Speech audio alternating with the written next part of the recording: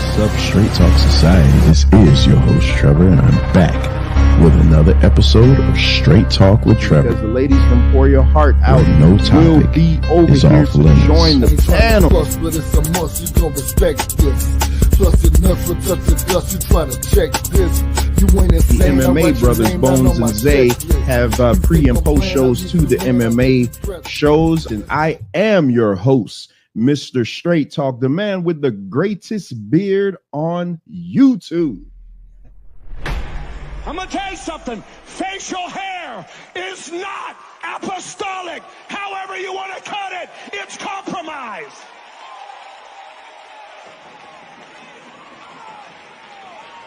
I don't care if your leader says you can wear a beard, honey. Beard's nothing more than pride. You're not going to be dipped in Holy Ghost oil and run around looking like the world.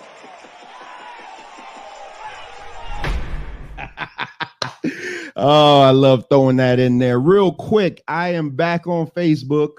I guess they took me out of jail. I was able to connect the channel back. Those of you on Facebook, make sure and hit that like, share, and subscribe button.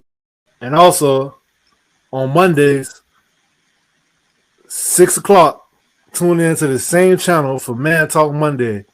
Trust me, you ain't got nothing better to do. Even if you think you do and you tune into that show, you're going to realize, oh, man, okay, I've been missing this. Yeah. Because this is why you need me. Once you listen to that, drop a like. And if you haven't already subscribed to the channel because you're hard-headed, go ahead and subscribe to it They now. are goofy. And when you listen to that, if you haven't subscribed, you're going to want to subscribe. And then you're going to want to go back through the archives. And you're going to want to catch up on all your Man Talk Mondays. And then you might be able to find a few Bible debates in there. That's what I'm going to say. Tape His Politics is on Tuesday. Venkat, Mike, MD, and Ricardo do such a fantastic job with that. That's every Tuesday at 6 o'clock. My position is impregnable. You can't do it. If that doesn't fancy your boat, Wrestling with Reality on Wednesday. Oh yeah, acknowledge. we have the return of Straight Talk Therapy sessions with the one and only Dr. Mia. So y'all be sure and tune into that. And then you got the Bible debates on Thursdays. So yeah, man, lock in with the Straight Talk Society, man, because you won't regret it, and we appreciate it. Also, milk coming out too. Look out for the merch. And if y'all can be so kind as to subscribe to the channel, it's only $1.99 a month. With all this premium content that we pushing out, it's definitely worth it. It just helps provide the channel with a resource to give y'all even better content, as if it can get better, right? But just go ahead and show us some love. We would be greatly appreciative. The Straight Talk Society. We will not go over that 2.5 hour mark. So, Mike, you ain't got no shirt on, right? I never have clothes on, bro. But I'm saying you like right on the like crazy. My bad. I don't like clothes, bro. Anybody that knows me, my fault. Crazy.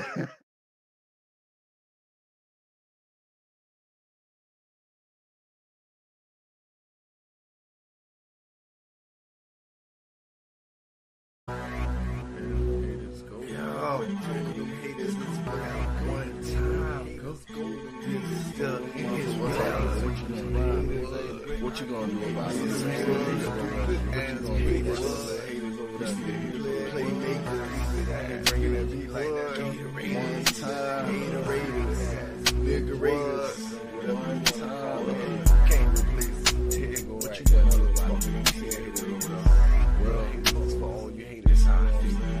Well, everywhere you go, bitches are gonna hate. But what happened when I start scrapping, making the world shake? Cause I have no problem with busting these niggas old. But I'm starting to big commotions. Hiding your body in evidence in the ocean. Everywhere you go, bitches are gonna hate. But what happened when I start scrapping, making the world shake? Cause I have no problem with busting these niggas old.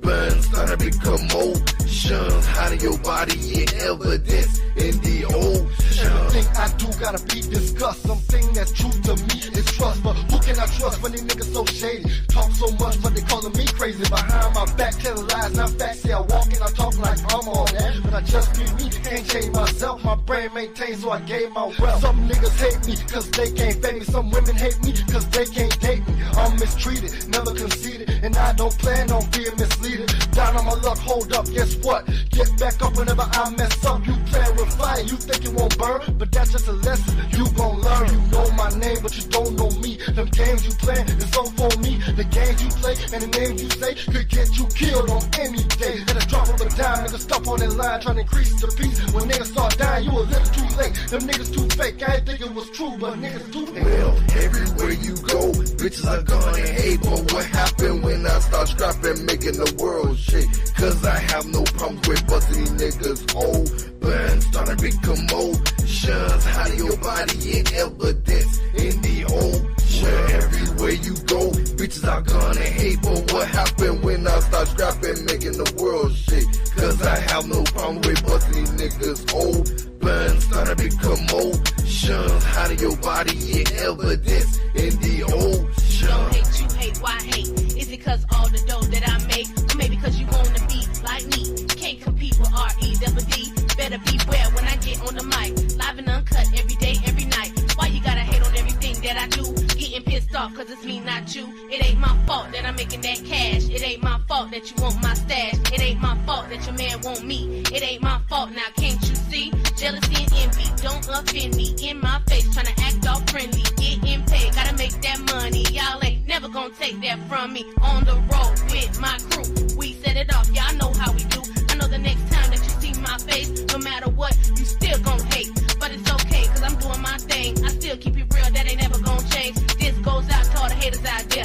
Say what you want, cause Big Red don't care. Well, everywhere you go, bitches are gonna hate. But what happened when I start scrapping, making the world shake? Cause I have no problems with busting these niggas open. Starting big commotions, hiding your body in evidence in the ocean. Everywhere you go, bitches are gonna hate. But what happened when I start scrapping, making the world shake? Cause I have no problem with busting these niggas open. Assassin. Yes, my lord. Rise.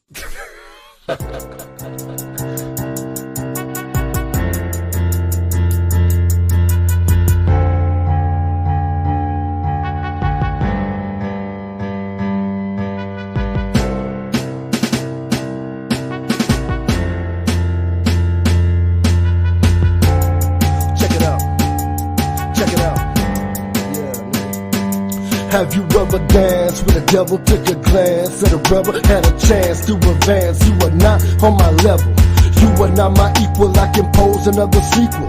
Those that do oppose, I was exposed and leave you see through with the spies in my eye. Recognize me as a legend. Refuse to cry and die so I may never get to heaven. I've been yelling and rebelling since the days I was a youngin'. Been a long time coming, I'll be damned if I'm running. Original individual, so I'm living like a criminal. Give it to you fools direct, no need to be subliminal. Say a nigga name quick but never to be famous. Put this thing up to your brain and I'll leave you brainless. Got you suckers ducking knuckles, watch you buckle as I chuckle. I can see right through your heart, you don't wanna start no trouble. Thought I couldn't get it crunk, well hell I beg to differ. I'm far from a punk and ain't your ordinary nigga. Fake niggas, I'm back, the game about to change. I ain't playing games, I'ma put it in your brains. Fake niggas, I'm back, the game about to change.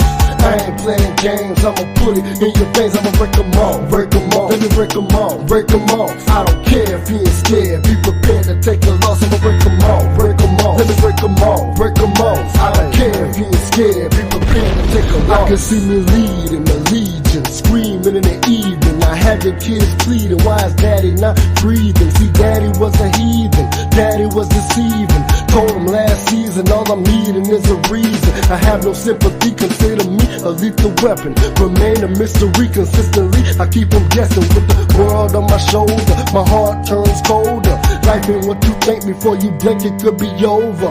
Ready for revolution, retribution's a solution. There is no forgiveness as you witness evolution. The world revolves as I evolve. Take a stroll through my soul. I don't plan to ever pause or take it easy on my foes. Break them off with a pencil in a simple instrumental. Situation detrimental if you disrespect my mental. This is how I really live. I hope I never have to kill. I represent self-defense. If I have to, then I will. Niggas, I'm back. The game about to change. I ain't playing games. I'ma put it in your brains. Fake niggas, I'm back. The game about to change. I ain't playing games, I'ma put it in your face, I'ma break them all, break them all, let me break them all, break them all. I don't care if you ain't scared, be prepared to take the loss, I'ma break them all, break them all, let me break them all, break them all. I don't care if you ain't scared, be prepared to take the loss. I don't wanna beef with anybody, but I'm far from afraid. I'm a grown ass man, ain't no games being played. Better shut your friggin' mouth before I kick up in your house. Forensics at your residence, no evidence to figure out. Wasn't seen, had to see, no if or answer in between. This is what I do to you or anyone who intervenes. I refuse to be a prey, not tomorrow, not today. I'ma be a predator. Hell, there is no other way. Bust your brain if I must. Leave you laying in the dust. Only God understands. That's the only man I trust. The rest of y'all die slow, die with your eyes closed. Talk behind my back, but you can't look me in my eyes though. That's what you call a coward. You can find me down in Broward. Tell me where you want it at, I'll be there in a half an hour. Diamond chains, take them off. Haters, I'ma shake them off. I only deal with the real. All of the rest, I break them off. Niggas, I'm back. The game about to change. I ain't playing games, I'ma put it in your brains. Fake niggas, I'm back. The game about to change. I ain't playing games, I'ma put it in your face, I'ma break them all, break them all, let me break them all, break them off. I don't care if you ain't scared, be prepared to take a loss, I'ma break them all, break them off, let me break them all, break them off. I don't care if you ain't scared, be prepared to take a loss. Oh, what is up, Straight Talk Society? This is your host, Trevor, and I'm back with another episode of Man Talk Monday. Oh, man, shout out to the greatest moderator in the business, Keela, always letting me know how my glorious sounds come through the airways. Shout out Track and Lou in the building. Let me say this real quick. I did make a statement yesterday on the Miami Dolphins post-game show, and if you haven't checked that out, I don't know why not, man. We had a great show. Shout out for the hometown boys pulling out a thrilling win. And we had a new guy come over, a young guy. He was like 34, and I let him on the panel. You know, he started talking about football, and then he wanted to get into some politics. And I'm like, sure, this is the place for politics because we do have the best political show on YouTube, Tafeless Politics. So we got into politics talk and everything like that. And he was like, damn, you know, normally when he goes to other spaces and he wants to talk about politics, they normally kick him out. Just shout out to Dwayne in the building. They normally kick him off. But I'm like, nah, dude, this is the place to be. We build this community so everybody can have a voice. You know, I don't care. I don't care what views and opinions you have. Hell, we did a show Thursday where I had my brother Jackie McCall basically debunking every traditional religious practice there is known to man, and he was just driving everybody crazy. You know, I even had people asking me, man, why do you allow him to come on? Like, why not? I mean, why not? If you have a problem with what he's saying, then disprove it. That, you know, that's what it is. So I did make a statement in the show yesterday, get back what I'm saying, where I called the Miami PD.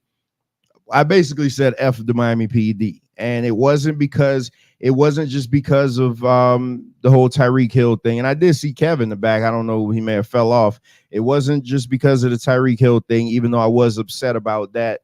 The video, I saw a video yesterday, and I know I saw a video, but they were trying their best to scrub it. And I just tried to get it, and I couldn't find it. I sent it to myself, and then when I went to hit the link back, it was scrubbed to where it was a view where the cop kicked Tyreek Hill. And that is why I said what I said, because I saw that. And you know, you got this guy in handcuffs because of a speeding ticket or whatever the traffic violation is.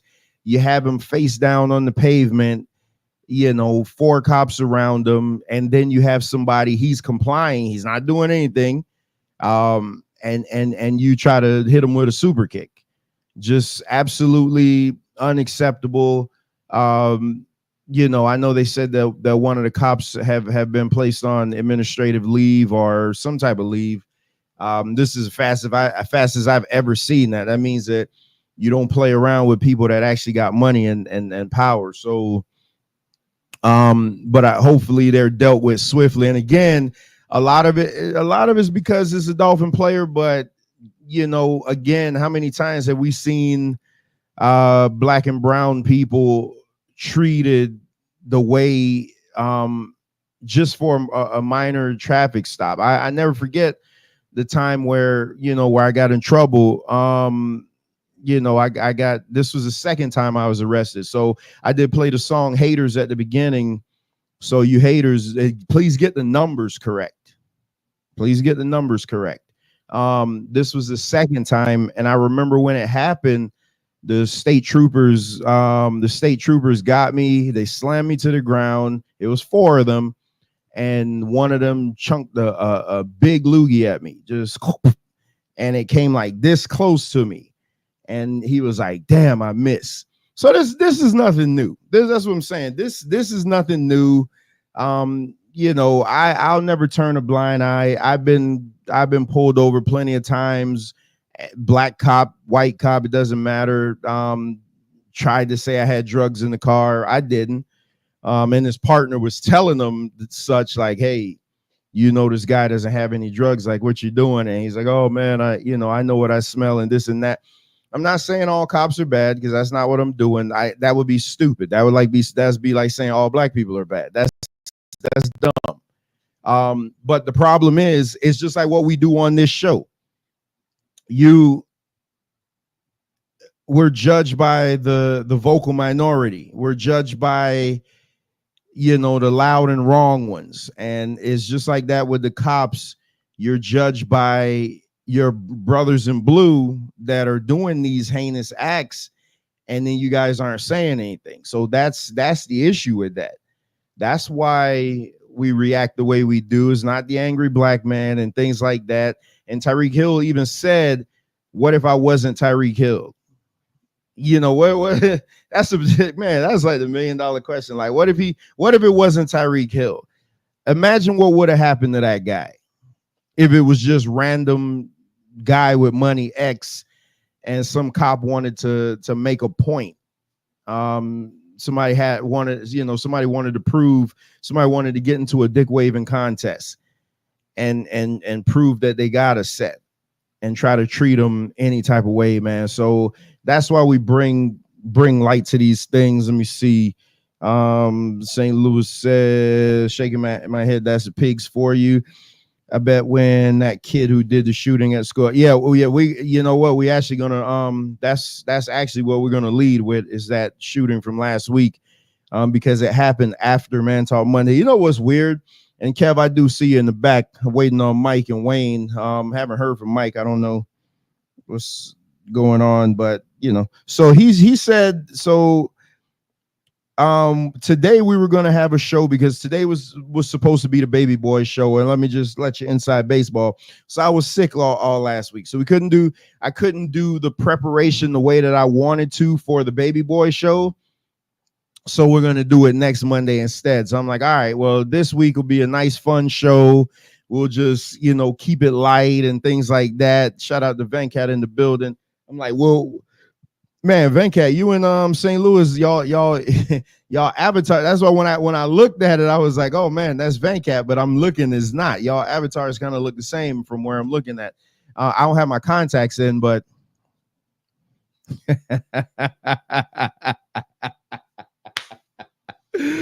oh yeah.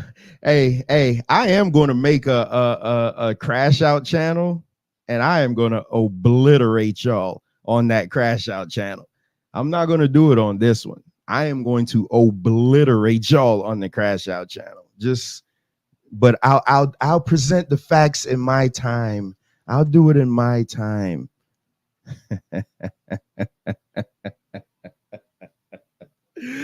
Oh boy. So speaking of VanCat, because I get so sidetracked, I just get so sidetracked in what I'm doing. We I don't know, VanCat maybe can answer me. I don't know if he could come up real quick and answer me. So tomorrow night we have this Tape Fist Politics, Politics of Blackness. And the reason partly why we're going to do it, first of all, because it needs to be done, but secondly, because Yanga finally made his return back to YouTube. Shout out to Yanga. And he came out blazing. He did his show and he had people on the platform and they were going off on black immigrants and this and that. And I was here for it. I do see Mike in the back with his glorious head of hair. So I he turned his camera off. So I said, so I'm going crazy because I'm at work still, so I can't get on the platform. My phone only like at 2%. My car is not working, so I'm in the company truck, so I don't have my charger. I want to get on the channel so bad, but Yanga only had a certain amount of time, so he got off, and I just was pissed. So I'm venting the MD, I'm venting the VanCat, and the VanCat was like, all right, we got to put an end to this, so we'll do the Politics of Blackness. But I didn't remember. I don't know. Maybe they didn't know or what. But the presidential debate is tomorrow night, which is probably going to be the most watched thing in the history of American television. Kamala versus Donald Trump. That is tomorrow night. So I suggested that we maybe postpone that show till tomorrow, and I'll push the Bret Hart show back 1 week, and then we could do Tape Fist Politics on Wednesday, so we could go over the debate, just to strike while the iron's hot. But that's up to VanCat. That's VanCat's baby. So whatever he wants to do, we'll do it. I know MD was leaning more so to that because I think MD's doing something on his channel tomorrow where he's going to actually stream the debate. I don't know. I want to know how you do that without getting in trouble. Because I mean, I literally streamed 10 seconds of a Sid tribute, and WWE completely copyright and block my video. So it's crazy the fact that you could do certain things, but nevertheless, just stay tuned. So if we are doing Tape Fist Politics tomorrow, it'll be the Politics of Blackness Part 3. And if they want, then they could still do the debate thing Wednesday. Because I had already pushed the wrestling show back to next week. So, I'm not gonna bring it back into this week. So that's where we are with that. So we may have Tape Fist Politics tomorrow, or we may have a special episode of Tape Fist Politics on Wednesday. I think we have a UFC preview show this week. Yeah, we do have a UFC preview show. Then the following week there'll be a debate. No, then Monday we'll do the Baby Boy show. I already got the bones for the Baby Boy show. The problem. Okay, so VanCat says we are pushing the Politics of Blackness back, and we're going to do the debate on Wednesday. Okay, so there it is. He said it. So no Tape Fist Politics tomorrow. We'll do that next week, because everybody needs to be in the building for that Politics of Blackness, because I am tired of this meathead, bonehead ass, ridiculous ass talking points from Black Americans. Instead of growing a pair of nuts and really calling out who your real oppressor is, you like to pick on immigrants, and try to say how immigrants are causing you not to do this and not to do that, when the truth of the matter is immigrants are in worse off positions than you think. So I don't understand. Again, it's just low-hanging fruit, though. It's like, okay, hey, y'all want to get people on YouTube riled up? Let me talk about immigrants, because that's what it is. It's so easy to talk about the little man. And I get it. You've been beat down for so long. I get it. You've been beat down for so long, and you need somebody who you think you could beat up. That's why bullies exist. And I'm not calling Black America as a whole a bully, but I call a lot of you bullies because you can't stand up and fight the oppressor. So you just pick on the little guy who can't fight back. And so I'm not gonna be silenced.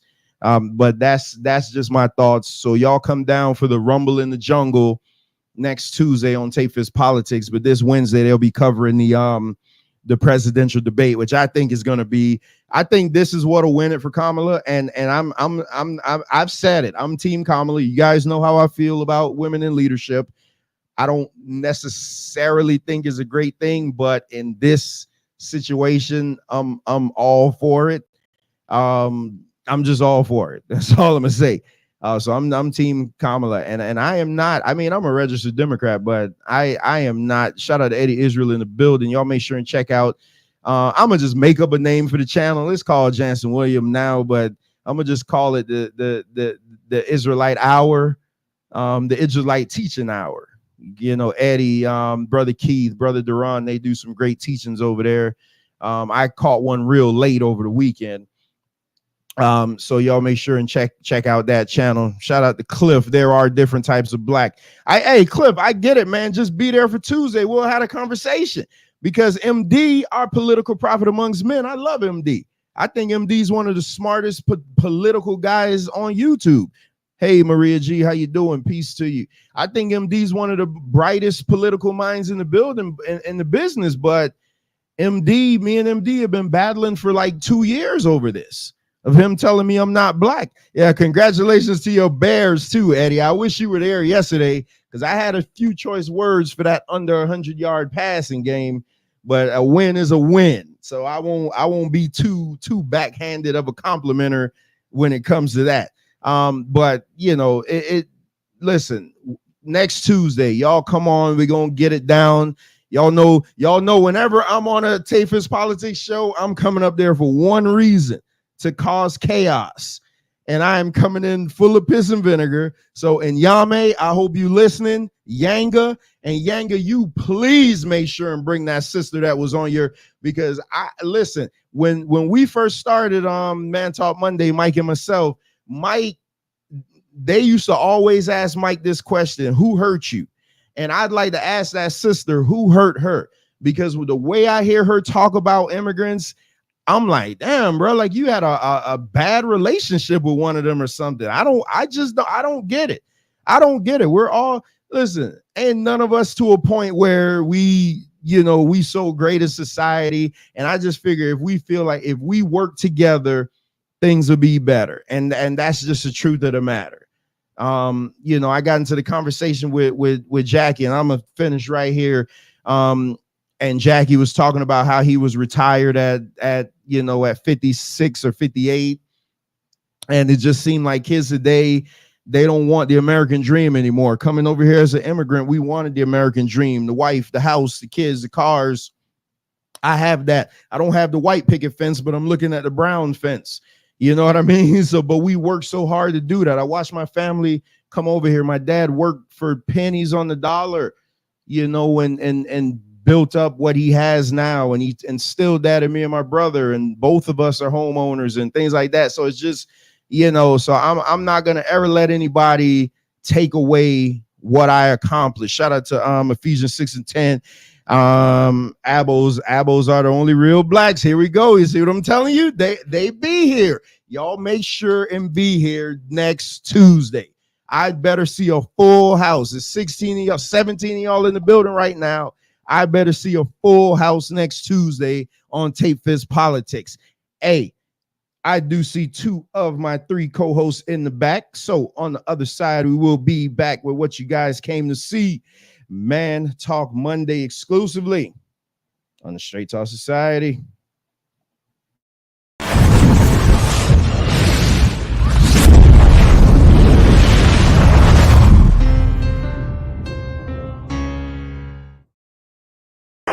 Acknowledge me.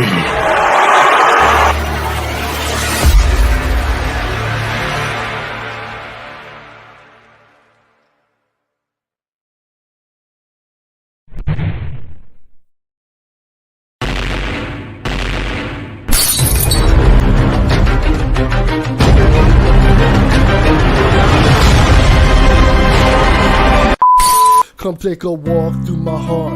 A stroll through my soul, being smart from the start. Wasn't taught, wasn't told. You could climb through my mind, or fly through my eye. And in time you will find what I rhyme is not a lie. Come take a walk through my heart, a stroll through my soul. Being smart from the start. Wasn't taught, wasn't told. You could climb through my mind, or fly through my eye. And in time you will find what I rhyme is not a lie. See you dealing with a vicious mind, hard cold like Christmas time. Every time I write a rhyme, put it all on the line. No need to hold my tongue, hold the mic like you hold a gun. Haters, I'm the chosen one. Fakers, I don't roll with none. Don't you ever test my heart. Been a rebel from the start. Ain't got time to play no games. I'm too busy playing my part. Keep my mind on my mission, living by my premonitions. Through the world with blurry vision, stressing in high definition. Walking the path unknown to most. The ones that I love, I hold them close. Every rhyme I wrote was dope, no jokes, so folks can overdose. Lyrically, I'm legendary. Yes, I'm very necessary. Plans to see my adversary buried in the cemetery.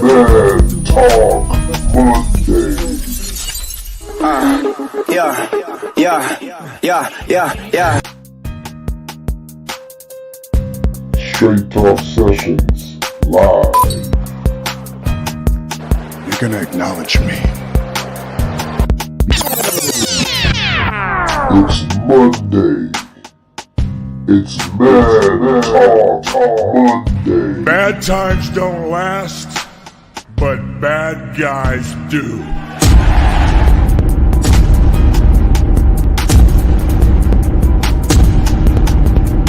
But we have a responsibility and a duty to be fathers. Not to just make babies, but to be real fathers. And you can't expect any good to come to you if you don't visit any good on your son or your daughter. So, be a man.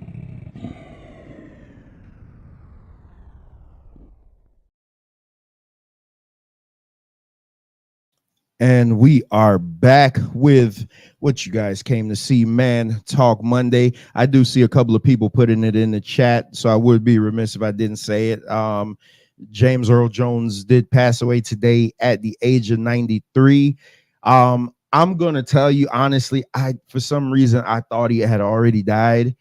I don't know if it was because of Coming to America Part 2 made me think that he died. I don't know what it was, man, but I thought he had already died. But rest well to the legend, absolute legend, man. And I agree with Maria G. He was fantastic in Conan the Barbarian. That first Conan was just so awesome. That was a fantastic movie, man. But I do have two of the three of my co-hosts on here. Young Kev in the building. What's up, Kev? What's up? And damn, I was gonna sing a funny Jamaican song, but that killed the mood. But yeah, rest in peace. And I don't think it's a sad thing. He lived until 93, so he lived a full life. Oh, what's up, chat? Hey, Kev, do me a favor. Put the link to your channel in the chat, because I tried to pull it up and I couldn't find it. So just put the link to your channel in the chat, man. Kev jumped the gun and did basically did a Baby Boy review on his channel. I thought it was great. Shout out to Ricardo in the building. Like I said, we will be doing the Baby Boy show next Monday. Jeff Short, peace to your new subscriber here. Looking forward. Good, meaningful man talk. Hey, you in the right place. You came to the right place for some meaningful man talk. But last but definitely not least, Mike, Big Money Mike. Hopefully your mic is good today, man. I need you today. Here's hoping. Here's hoping. Right. There we go. I'm a little tired, but I'm here. I went to work early, trying to get off early, and apparently my body was like, "You old boy, get some more sleep. 3 hours ain't enough." But I'm here. Let's get it cracking. And you're Darth black. Vader, much love, bro. Yeah, Van Cat put rip Darth Vader. You know, for the longest, I didn't know that was Darth Vader. And when I say the longest, I think I found out maybe like 2005 that was Darth Vader after watching Star Wars like five or six times. Wow. Yeah, I mean, hey, y'all know what I say. Yeah. But Kev, man, 93 years old, man. That's a good life. I kind of figured though, when you get to that age, like when you get to like your 90s, are you within yourself hoping that you can hit 100? You know what I mean? Like if you died 80s, is like, yeah, but if when you hit that 90 threshold, are you thinking to yourself like, damn, can I really just hold out to 100? I feel like by that point you're just bored because it's like you already done everything. You know what I'm saying? You already got poom poom. He's already rich. You know what I'm saying? He's already seen the world. What else you got going on other than seeing your grandkids and stuff? So yeah. Yeah, my grandmother died at 104, and sheesh. Yeah, in Jamaica, and still walking up and down the mountains. Yeah, Maria G. See, I knew he was Mufasa. So, and from what I was told, that she was like literally just walking to the bathroom and just got tired, and that was it. It's time to go. So it wasn't like it was anything bad. Like maybe she could have seen 105. Like so that was crazy. So I did have a lighthearted show planned today. But you guys know plans always change. When we got off the air Monday, I want to say the following day, something terrible happened, and we got to talk about it because this is Man Talk Monday. So let me go ahead and pull it up. There was another school shooting. I know I saw St. Louis mention it earlier in the chat, so I did have it. Let me see. And speaking of St. Louis, Mike, while I'm pulling up this video, anything you care to address? I'm a little torn, right? Because it makes me. I like to give people the benefit of the doubt and hope they're not as trash as people say they are. I like to give people enough rope to hang themselves.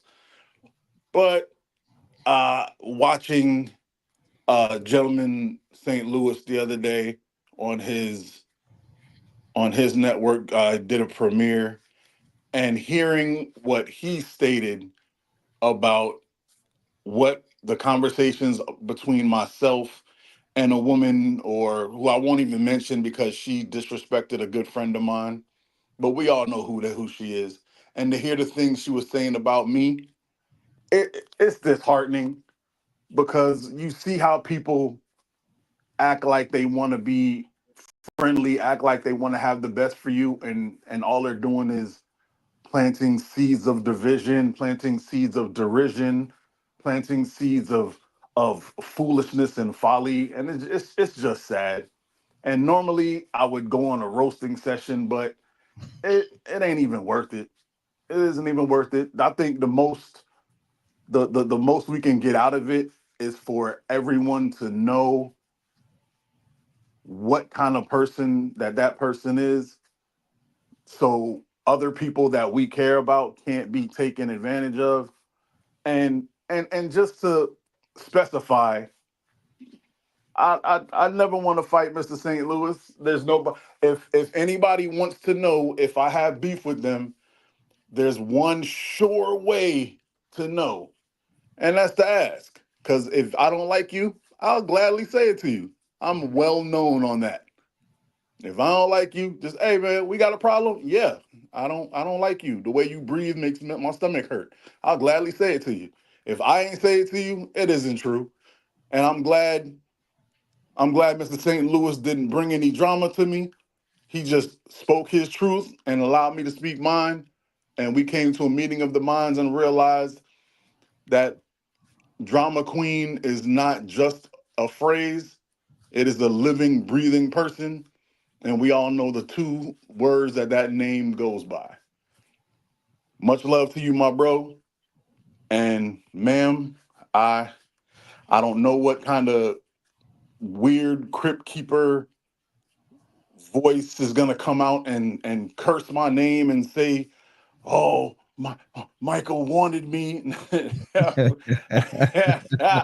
Wow, that's some sad stuff, yo. That's Oh wow. boy. But you keep on trucking. There's a lot of people out there who dream about getting me. You go ahead and jump in that line, sweetheart. Yeah, Kev. Oh, Kev. Wait a minute. Does Kev have a wrench? That's maybe the prop because you can't put link. Kev should have a wrench. Let me Let me see, because Kev does meet the criteria. He has been to my house. So okay, yeah, Kev, this channel doesn't have it. So let me all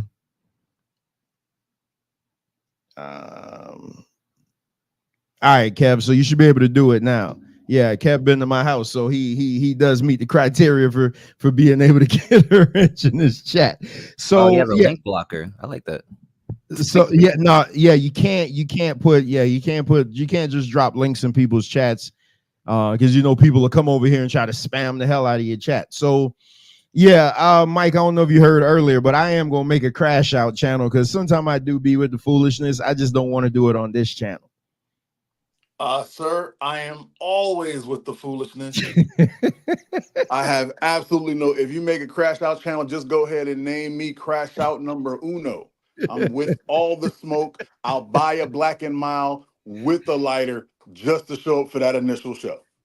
Yeah, it is. Yeah, it's not gonna be good. That's all I'm gonna say. It's not gonna be good.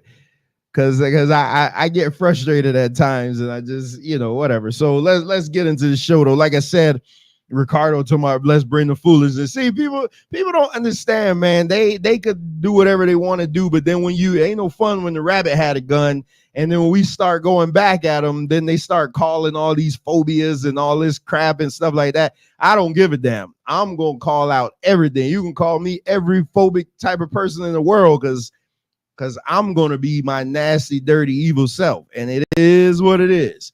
So last week we did have unfortunately, we did have another school shooting, and it happened after we went off the air. So we weren't able to cover it. But, in Man Talk Monday, we had to cover these things. Wait a minute. Wait, that's not fair. I live in I can't get rich.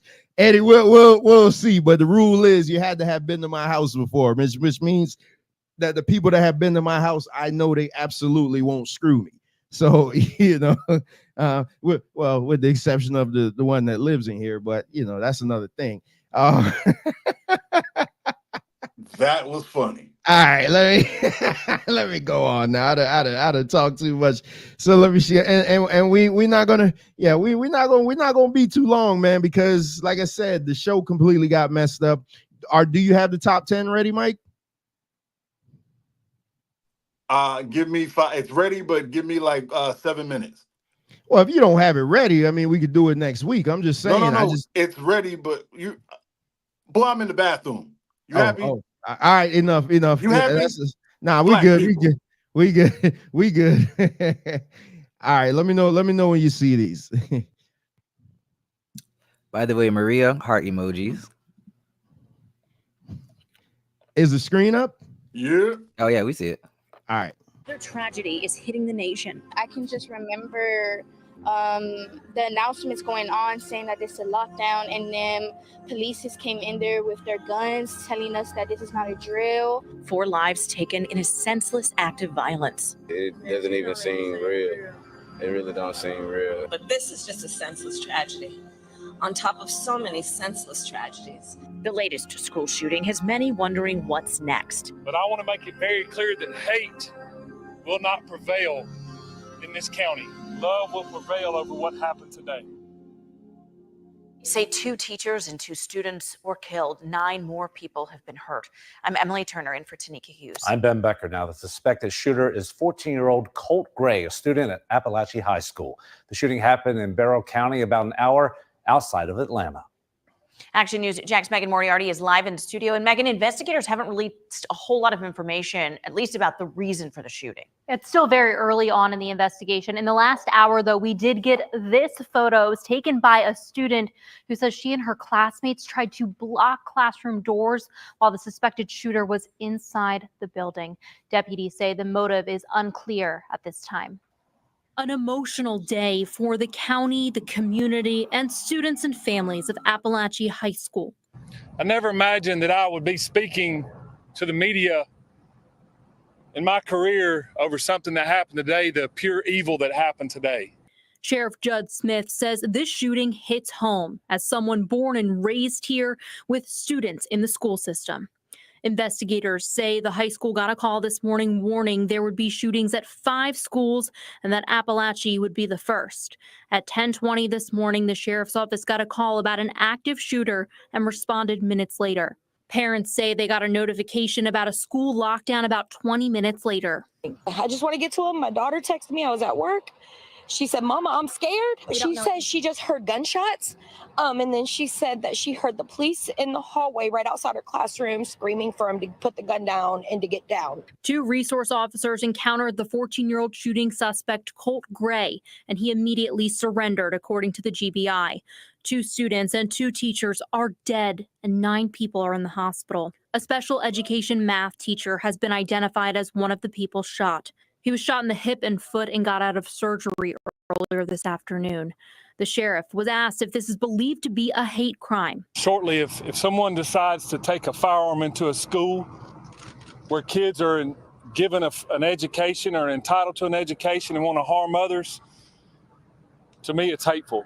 Investigators say it's unclear how the suspected shooter was able to get a gun inside the school. Be closed for the remainder of the week, and grief counseling will be available for the community. Investigators do have an All right, so I'm gonna stop that one because this happened last week, and here's an update, and then we'll talk about it. Shout out to Manny B. That's the young brother I was talking about that came by the football show yesterday, making some very valid points on the politics show. Man, I love that. He says teachers should be allowed to carry. Maria G says Kevin's channel's top 3 places I'd like to be in vagina. I don't know what the hell y'all got going on there. Brent says if they were allowed to carry, they might go crazy. I agree with that. Venkat says they need to stop trying to create villains and start working on addressing the issues all the way. Ricardo, we are getting way too accustomed to this shit. Absolutely. So before we go into it, let me get to the last video. Here we go. Now to the Georgia school shooting, and we are learning much more now about what happened that morning. The alleged shooter's mom reportedly calling the school with a warning just a half hour before that shooting. And ABC's Faith Abube is in Winder, Georgia this morning. Good morning, Faith. Yeah, good morning to you, Gio. Lots of questions this morning about whether the suspect's mother called the school with an ominous warning the morning of the shooting. This as we're also learning that the suspect allegedly shot 13 people in just over a minute. This morning, new details emerging about the suspect in the Georgia high school shooting from family members and a classmate about what they say happened the morning of the shooting. Colt Gray's aunt telling ABC News details first reported in the Washington Post that the 14-year-old's mother called a school counselor the morning of the shooting to warn them about an extreme emergency. The Post reporting that the suspect's mother texted her sister, saying she told the school counselor to go immediately and find her son to check on him. The 10-minute call apparently came at 9:50 a.m., according to the suspect's aunt, nearly a half hour before the suspect allegedly opened fire. You don't think like the kid that sits next to you in class is just gonna like shoot up your school one day? 16-year-old Lila Sayarath says the suspect walked out of her class minutes later, appearing back at the classroom door, trying to get back in. Barrow County Sheriff Judge Smith confirming the shooting lasted about a minute. According to authorities, 2 school resource officers then finding the suspect, allegedly holding an AR-15 style rifle. They ended the carnage at that distance. With what he had and what we had, it was a no-win situation. Smith says local law enforcement agents quickly arrived at the scene thanks to an emergency alert system the county installed just 1 week earlier. That system, a badge given to each teacher with a button on it like this one. When pushed, it acts like GPS, pinpointing exactly where the emergency is happening in the building. 26 teachers hit that button. It's a school. It's not supposed to happen. It's supposed to be a safe place for kids. And the sheriff says he's not aware of any alleged phone calls to the school warning them before the shooting. The school district declined to comment. In the meantime, though, the suspect was in court on Friday, but did not enter a plea. Janae? Certainly raising even more questions. Faith? All right. So, and again, I'm definitely not going to get to, hopefully we can get to the other story. But if not, it is what it is. Ever since we came back from break, we've been doing more so these style shows with Man Talk Monday, and the people seem to love it because sometimes you got to get away from the bull crap and talk about what's really going on. I did see a Cliff said that the parents, wait a minute, where was it? Oh, damn it. Oh, Cliff said that I'll blame the father and the FBI because they knew about it before it happened. Very interesting. The sheriff just said he didn't know that it happened. Venkat says he shot 13 people in 1 minute. Venkat, I'm very curious to hear what you got to say about this. So you want to come on up, because I know this is in your wheelhouse here. But we're gonna start with Mike. Because I always like to hear this from the point of view of somebody who has kids. Shout out to Bones in the building, and then I'm gonna because I got a very troubling story to tell after this.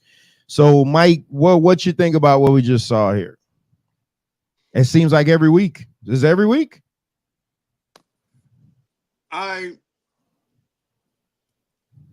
When are we gonna stop acting like people that the government really cares? Because they don't. If they did, they would take steps to stopping this. All they really, really care about is controlling the media blitz afterward.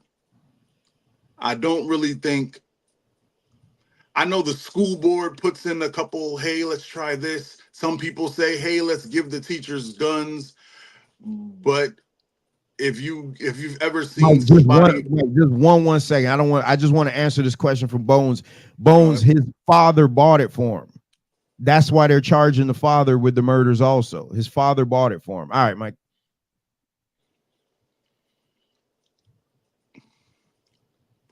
all I know is people protect your kids. I don't care how it goes about. I don't really trust the people, the government when it comes to that. After seeing the police sit outside that one school and now hearing that they had prior knowledge of this, even the mother called in, which is crazy because how many moms call in on their kid? You know what I'm saying? We have so many discussions where people go, well, I'm not selling my baby. I don't know what to tell you. This mother called in on her kids. She's like the only person you can't get at in this. Like you put her in court and she's gonna be like, I called, what y'all want me to do? You know what I'm saying? It'll protect your kid. Like my kid has a phone and she knows, do not try to save anybody. Get out and get away. Don't make fun of people. Back in the day, it used to be, oh, you get bullied and that's that. Now people getting bullied and they coming back and lighting you up. Mind your business, get your little education and go home. What? And let's keep it a buck. Do we not see that? I know people believe what they want to believe, but is this not what end times, the beginning of end times look like? Is this not what the start of it looks like in all the books? In all the books, whether you believe in that book or not, whether you believe in that version of what God is or not, it's starting to look like now. So get prayed up. Whoever you believe in, get prayed up. So, Mike, what I want to ask you, because another 14-year-old, and we know we had the conversation last week, and we know your stance with the little girl. Here we have again another 14-year-old. I'm gonna absolutely say premeditated. I'll throw that out there. Premeditated. Should he be? Well, I think they are charging him as an adult, according to what MD was saying. What kind of sentence do you think you should get? Well, I already remember somebody came to me and said, well, Michael, you said that they never. Hey, there's a difference. When it's public, WS does anything to smooth over a situation. When it's public, WS does anything to make it go away. That's why people are like, look how fast they're doing it. Yes, because when it's public and there's public outcry and there's social outcry, they don't want any parts of that. There's a reason that everybody who's tried to be a leader has said we need to get the people unified. There's a reason everybody with sense says if the people get together, this. Because when the people get together in unison, in anger, the government cannot beat it. The problem is you cannot keep that amount of people together for any amount of time. So everybody understands they tried to kill our babies. Everybody understands that. Now, as far as what charge they should get, hey, there's a difference between you making a rash decision in a moment versus you killing someone and then continuing to attempt to kill more people. That's a mass murderer. There's nothing I can do for you. I don't care if they beat you. Hey, everyone's heard my stories. I've stood up while 4 men threw rocks at me and bashed my calves to the point where I couldn't walk home. That still doesn't give me the right to pull out an AK and light them dudes up. That would make me a man. Now, you know what I'm saying? It kind of does. Huh? Kind of does. Hey, am I supposed to want to? Yes. Yes. Should. Yes. Am I supposed to want to? Yes. But is it right? Nah. Yes. Nah. Did I get them beat up? Yes. Yes. Fair enough. Did I get them beat up on 7th Street in front of my school, in front of my elementary school, and had one dude's shirt get ripped off and pee on his shirt while laughing at him? Yeah, I did that. That happened. I got my get back, but guess what? All 4 of them dudes are still walking. They still alive, and maybe they're better men because of that ass whooping they caught. I know I was a better person after realizing my neighborhood had my back. I didn't even know dudes who used to try to bully me at elementary school had my back in high school, and they weren't even going to my high school. You know what I'm saying? You never know what can come from that, but you know what comes from the gun? Finality. There's nothing that can be made up. The people who made you feel a way can't rectify it. Those people who made you feel a way can't apologize. They can't become better people. You can't become a better person because your life, their life, and everyone else's life that is involved is now irreparably changed and can move no further in the direction where it could be something good can come from it. All of this now is trying to clean up. All of this now is trying to take those middle school brown paper towels and trying to clean water off the table where you know it doesn't absorb. You just wipe the water on the floor. That's it. And I'm sorry, I'm starting to feel like I'm doing my rambling, so I'm gonna shut up. But go ahead, Kat. I'm gonna stop talking. But that's how I feel. If once there's finality, there's nothing that can be fixed. And if you can't fix it, what was the point of you being upset in the first place? What's your views on this, Kev? My views. So I have a lot to say, but well, first, my condolences to everybody that's a victim in the situation. And when it comes to these situations, yeah, I'm a little desensitized with them because I mean, with the internet, you see a lot. You see a lot of debauchery and murder cases, and just negativity in general. So yeah, I'm a little desensitized, and surprisingly, that for some reason we haven't seen too many like school shootings. So I'm surprised like this is like a huge issue because there was a couple in like Texas, for example. So I was about to say you don't remember Uvalde? Yeah, Texas, yeah, but I remember it was like I think before or after the election, it was like back to back to back like school shootings, that was happening. So I'm wondering if it has to do with the election, but that's the conspiracy theorist in me talking. Here you go. And yeah, it's like the older I get, it's like the more like I want to get away from society because, like Mike says, it's kind of feeling like Sodom and Gomorrah. Although the Earth's like always been like that, history's always been like that, but with the internet, it's like okay, you kind of like see it with example to example to example, and one thing I'm seeing is like, yo, like I feel right in the way I feel is like I'm not bringing my kid to no public school. I'm gonna homeschool him, and I'm gonna keep him away from all the BS that comes with putting him in a public school. Because with the public school, when you have your kids surrounded by other kids, what's gonna happen? They're gonna start looking like other kids. They're gonna start acting like other kids. They're gonna start disobeying. They're gonna be involved in school shootings. And with this kid, I'm sure like he was getting bullied at one point, probably getting bullied at home, and then his dad bought him an AR rifle, and he just let it out in the on his classmates or whatever.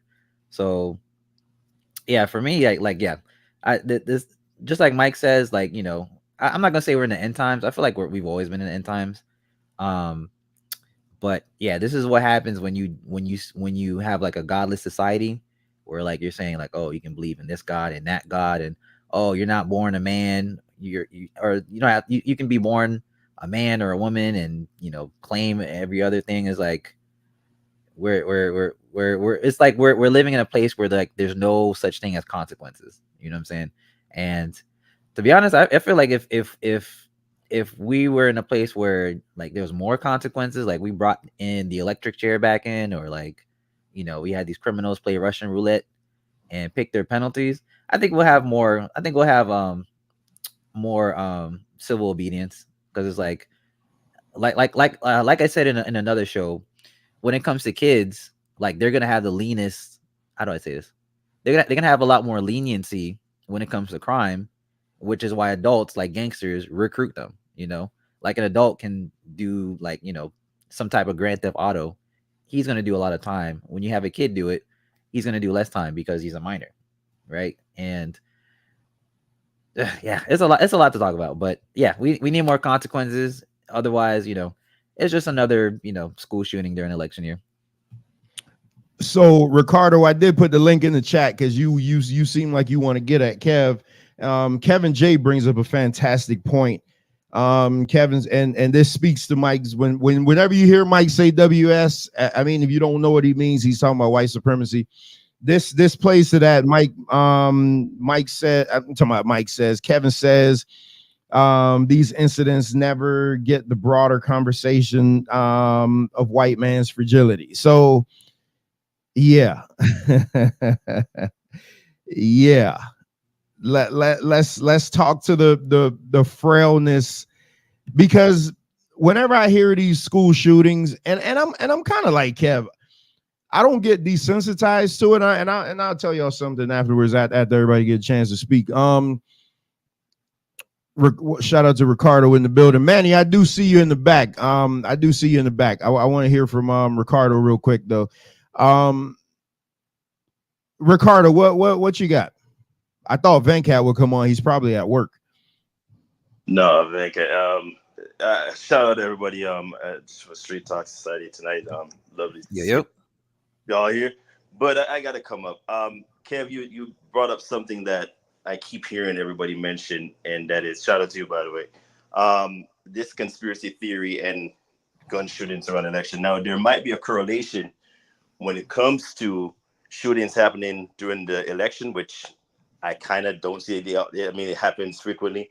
There's more mass shootings between January up until now. In this country, I think there's up to 411 I counted, I think, if you count this shooting. But I want everyone to move away from that thought process of conspiracy theories. It has nothing to do with anything. In some ways, I think it attributes to people like doing the talking of, hey, this is happening and whatnot. But I want people to move away from that. The problem that we're having is that we're becoming too desensitized to it. This mass shooting issue is a systematic problem in this country. I don't see it that often glared in other countries when you look out. It's only in this country. And Kevin brought up a good point. It has to do a lot with white fragility. I don't know why when we talk about trying to solve the issue of gun mass shootings happening, instantly it's like, oh, the NRA gets involved. Instantly the politicians get involved. It's like, what to me, I haven't figured out in my thought process as for why when Sandy Hook happened, it should have changed everybody's mind process. Sandy Hook happened years ago in Connecticut, and it took lives of innocent kids that are around 5, 6, 7. That's around the age of my kids right now. That should have devastated this entire country. You know what it did?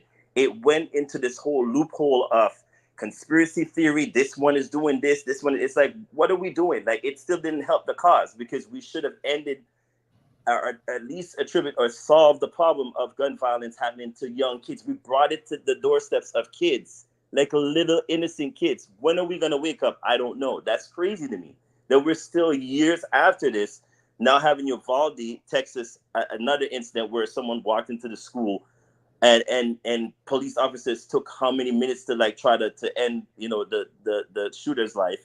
And then we have this incident again. Like, when are we going to solve this? Like, at this point, we're just hearing the same old. What's the actual remedy to the situation? Why are we not able to solve this issue? And the whole thing comes down to politicians, the NRA, everything else that falls in between. Like there's too much pot in the too much hands in the pot is what I'm trying to get at. Why are we not holding these people accountable? Is crazy to me. Like we're still doing this whole thing of, oh, but maybe it's mental illness. Oh no, maybe it's this. Oh, maybe no, it was like, come on. After a while, that just gets lame and still and just recycled news pieces. Like when are we going to solve that one major issue of who or how is this kid able to get the gun? I'm glad they were able to arrest the parents, by the way, because at some point in time, somebody got to be like, yo, you gave him the gun. So he was able to walk in and shoot those kids and kill 13 innocent people for no reason. So then, we need to, at this point, we need to start holding people accountable, hold their foot to the fire and stop giving excuses. It's always excuse after excuse after excuse. It's tiring at this point. It's like we're not doing that. We're just going round and round in circles.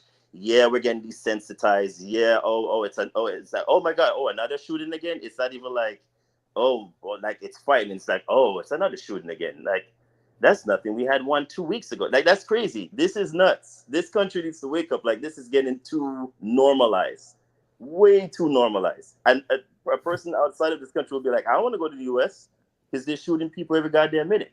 That's what we're talking about. But Kevin brought up a good point. I just wanted to emphasize that we're talking too much about the conspiracy theories because I was affected by one close to me, and that was the Stoneman Douglas, because I live really close to Stoneman Douglas. So when that shooting happened, it really transformed everybody in terms of how close to home that was. But I just wanted to bring up that point and just say, like, the conspiracy theories doesn't really help sometimes. And maybe there might be a correlation, like when shootings happens during the election, but it shouldn't be a talking point that we're getting so used to. We should be holding people accountable and saying, hey, let's end this, but how do we end it? Like, how do we end it? Like, where do we go from here? We should be getting to those points and not just like focusing on the same old, if that makes sense. And to hear more of those talking points from Ricardo, tune in every Tuesday night at 6:30 p.m. to Tape Fist Politics. I want to get the two comments before I bring Manny on. And you guys know I normally don't open the Monday panel, but Mike isn't feeling good, or he's tired, and it seems like this is probably going to dominate the show. But Manny, just know this isn't a show that I normally let anybody on that's outside of the co-host, but you're new to the society, so I will let you on, but just kind of, get your points out. Dwayne says shootings and bullying can happen at private schools. That was one of the things I worried about when my daughter was at one. So doesn't matter, public or private. Eddie Israel says this is bad parenting and not dealing with issues properly. Well, Eddie, I mean, hell, to that point, the dad is the one who bought him the gun. I mean, my goodness, you talk about setting somebody up for failure. Hell, buy him a BB gun, a crossbow or something. When your child is being bullied, you don't buy them a gun. You teach them how to defend themselves, whether that be physically or mentally. That's a good question. I do want to bring that up, but let me bring Manny on real quick. What's going on, Manny, man? Manny came to the show yesterday. He was just scrolling around and found the Dolphin Show. And, hey, it is what it is. What's going on? What you got to add to this conversation? I'm going to make it quick because I don't got much time right now. But so I know a lot of people want, and again, with respect to everybody on here, it's easy to say that it is an issue, but not bringing up solutions to the issue is part of the problem. What is a solution? Because even here, everyone here sounds very intelligent. Let's try to think of solutions, push solutions, and not just point to what the problem is. Because pointing to the problem isn't going to fix anything, right? It's a tough subject to speak about. People are losing their lives and children at that. I know the father is getting, arrested because he gave the son the gun. I think honestly, gun education is very important. I'm pro guns, and the last thing that because one solution that people toss out there, I haven't heard anybody here with a solution, but what I hear on the internet, take the guns away. That's not going to fix anything really, because the only thing that's going to change is the fact that law-abiding citizens are not going to be able to protect themselves against criminals. So I don't think that's a very good solution. Um, I threw out the idea of, having, number one, increase the pay for teachers, because let's start off there. The pay for teachers is not nowhere near what they deserve for what they put up with. They are the ones not only teaching our kids, but protecting our kids. My daughter hasn't started school. I don't think giving her a cell phone and telling her to get out of there is going to be enough. I would rather her be in the classroom and be with a teacher that's, number one, gun educated. Number two, not afraid to, or good enough to read what's going on, read the situation and not panic. Because panic, I mean, I've really never been in a situation like that, but I could imagine the amount of panic that's going through not only the teachers, but the children and the staff and everybody. It's got to be through the roof. It's got to be crazy, crazy panic, because again, you're a sitting duck. If you're relying on one resource officer, maybe two resource officers, that's not enough. In 1 minute, the person who stated the 13 children's in 1 minute, that's crazy. But it's crazier to think that somebody, an adult, an educated adult, could have stopped that sooner, instead of locking everything down. Because you could lock things down, and what if one of the students was in the bathroom and you guys locked it down on them? Locking down, I don't think that's the best idea either. It's be prepared. you know Things like that is gonna happen. And we say it's a United States issue, but in reality, we don't follow the news in other countries. We don't know what's going on in other countries. There's a civil war that I didn't even know was going on in Brazil.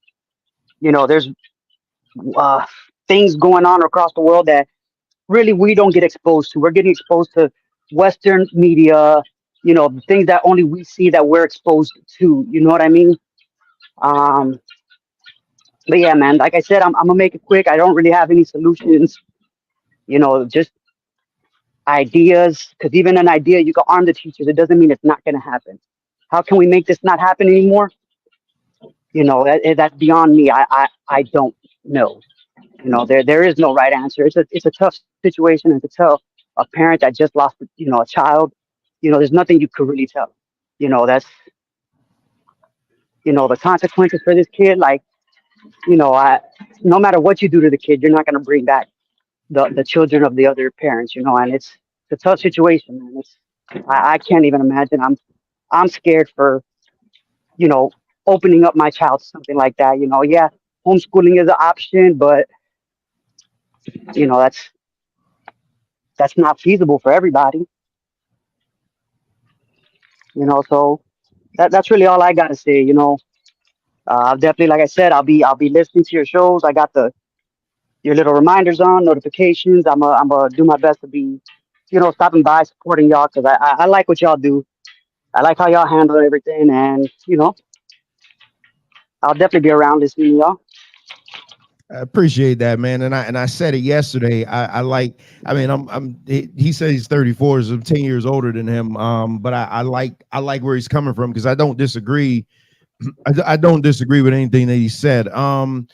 Kevin J says, what solution could have prevented the father from purchasing the AR after the FBI notified him about his child making threats? Man. Bro, that's $1 million. That's why I don't know where Venkat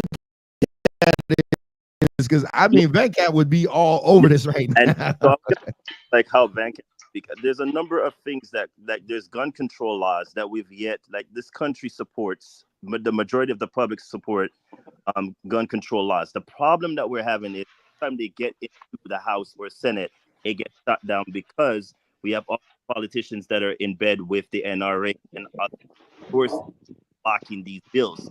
But then what do we do as the public figures? Do we then keep people out? We vote them in, like Ricardo, you're chopping up, Ricardo.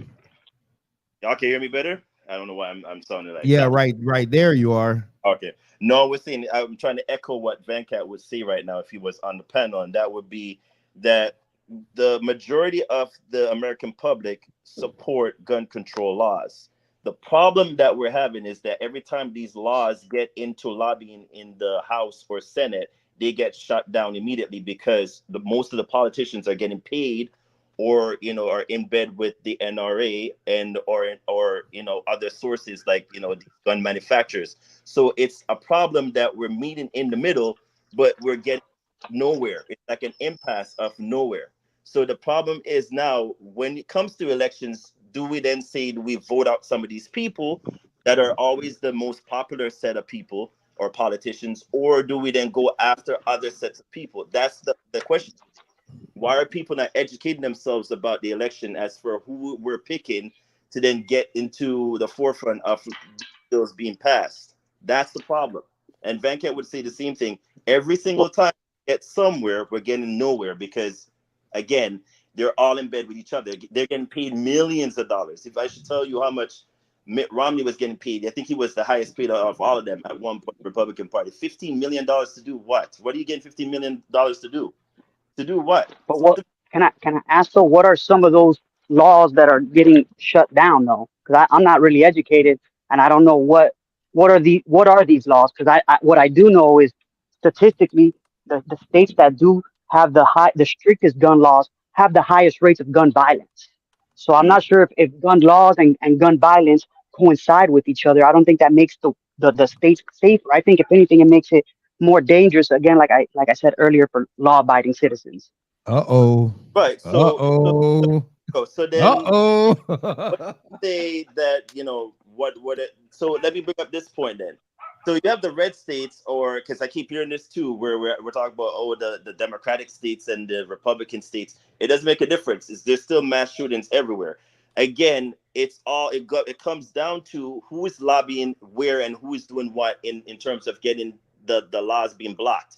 The president could do only so much because he could then veto a bill. Like the bill could come to his table and you go, all right, I'm just going to sign it without the Senate or the House. That doesn't help us. I do believe in the First Amendment because that's a part of our Constitution, yes.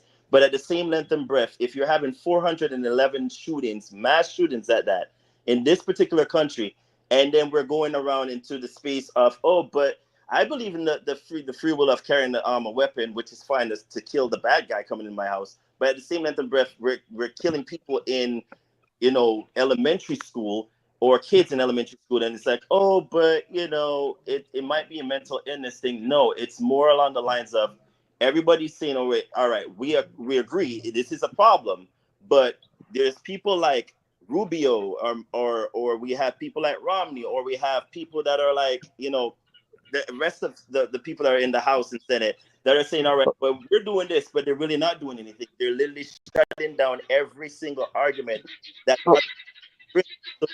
we do as public figures that are voting them in. Do we then block them from coming in? Do we then say, all right, this is a red state issue? Is this a blue state issue? What do we do as the people that are voting these irresponsible politicians into the places that they're in? Because they're not helping us. Their peoples are getting scotch-free healthcare. Their peoples are getting resources. But what about you and I that have kids? I'm with you, but what? So again, what's an example of one of those gun laws that were shut down? All right, so one of the gun And laws. Ricardo, when you answered it, I want Mike and Kev to jump back in there. Sure. So when we had Uvalde, when we had Buffalo, when we had I think there was one after that. I think that other than that would have been Sandy Hook in 2012. There was, I think, a couple of laws that were trying. I can't remember the names of the laws that they were trying to enact, but I think Congress was trying to enact a gun control law. When it went into the House, it was like, all right, because one set of party control one sector of that particular portion of the House, which would have been the Democrats, and then the other side would have been the Republicans. Every time you have an impasse, it goes nowhere. So they had one bill that the whole entire country said, all right, yeah, we agree, it should pass because Uvalde was, beyond despicable. It should not have happened. I remember Chuck Schumer, which was the Senate majority at the time, was putting in motion to put in or enact this bill can't remember what it was called, but then the bill didn't go anywhere because the Republicans were saying, no, we don't want to support this. We don't want to do that. Then it could have been vetoed by the president, but he didn't want to do nothing. So then it just went nowhere. It just fizzled. And now we're here at another shooting again. So we're just going to keep going around in circles until people start educating themselves about what they're voting in or who they're voting in. Because again, we have the NRA, which most people, if you don't know who that is, look it up. Then you have people that are like these gun manufacturers that are building the guns. So of course they got to make money. So they're paying these politicians to do all these things of blocking bills or vetoing bills or finding ways to push the bills down. Well, I mean, Trying to educate I apologize for not being educated, and I promise next time I'm going to try to do a little bit more research. But I hear that they're shutting down the bills, but I'm trying to get to what are those bills, because I don't know personally, and I don't know if those bills that they're shutting down are even good bills that are going to stop school shootings or stop mass shootings or stop things like that. So I understand they're shutting them down, but what are they? What are those bills? I know they had the bill about doing the background checks, and they shut that down post that was one. Because here's the thing. Both sides. I tell people, everyone knows if you know me, I have the famous story of the best time I was ever called the N-word. And in that story, myself and the racist individual I was talking with, I showed them that both sides of the aisle are pieces of crap, right? So in this particular issue, the red side is a piece of crap because they don't want to give an inch. Because in their minds, if they give an inch, the next thing that'll be taken is 2 inches. And if you give up 2 inches, they're coming for a foot. So they don't give up anything that makes sense, like finding out if somebody has mental health issues, finding out if somebody has trauma in their past, like with police, finding out if this person has been fired somewhere else. They give the weakest, most non-teeth-filled attempt at some kind of resolution so it can be destroyed or not really enacted. That's what they do. So that's 2 that I've given you right there. 1, mental health, looking up people's mental health before, because you have 3 days before you can get a gun. You can look up someone's mental health. You can also look up their violent history, but they don't want that. Because anything in their mind, anything that restricts you from getting a weapon is bad. And I am a gun advocate. I'm going to court right now because somebody stole my Glock because I want my Glock back. Yeah. You ain't getting it back. Oh, I promise I'm getting it back. I promise you that. The government ain't keeping my gun. I'm getting the my government. back. Oh, you're saying the government's the one that took it? No. The guy stole my gun and he got caught. So now the government's holding it until the trial, but because his lawyer's stretching the trial out, it's the whole thing. So they've had my gun for a year and some change, but I'm getting my gun back. Kev, get in there real quick. Yeah, sure. What's the new guy's name? What's your name? Manny. Manny, you're madness. Smart. Manny, you're smart. I agree with you.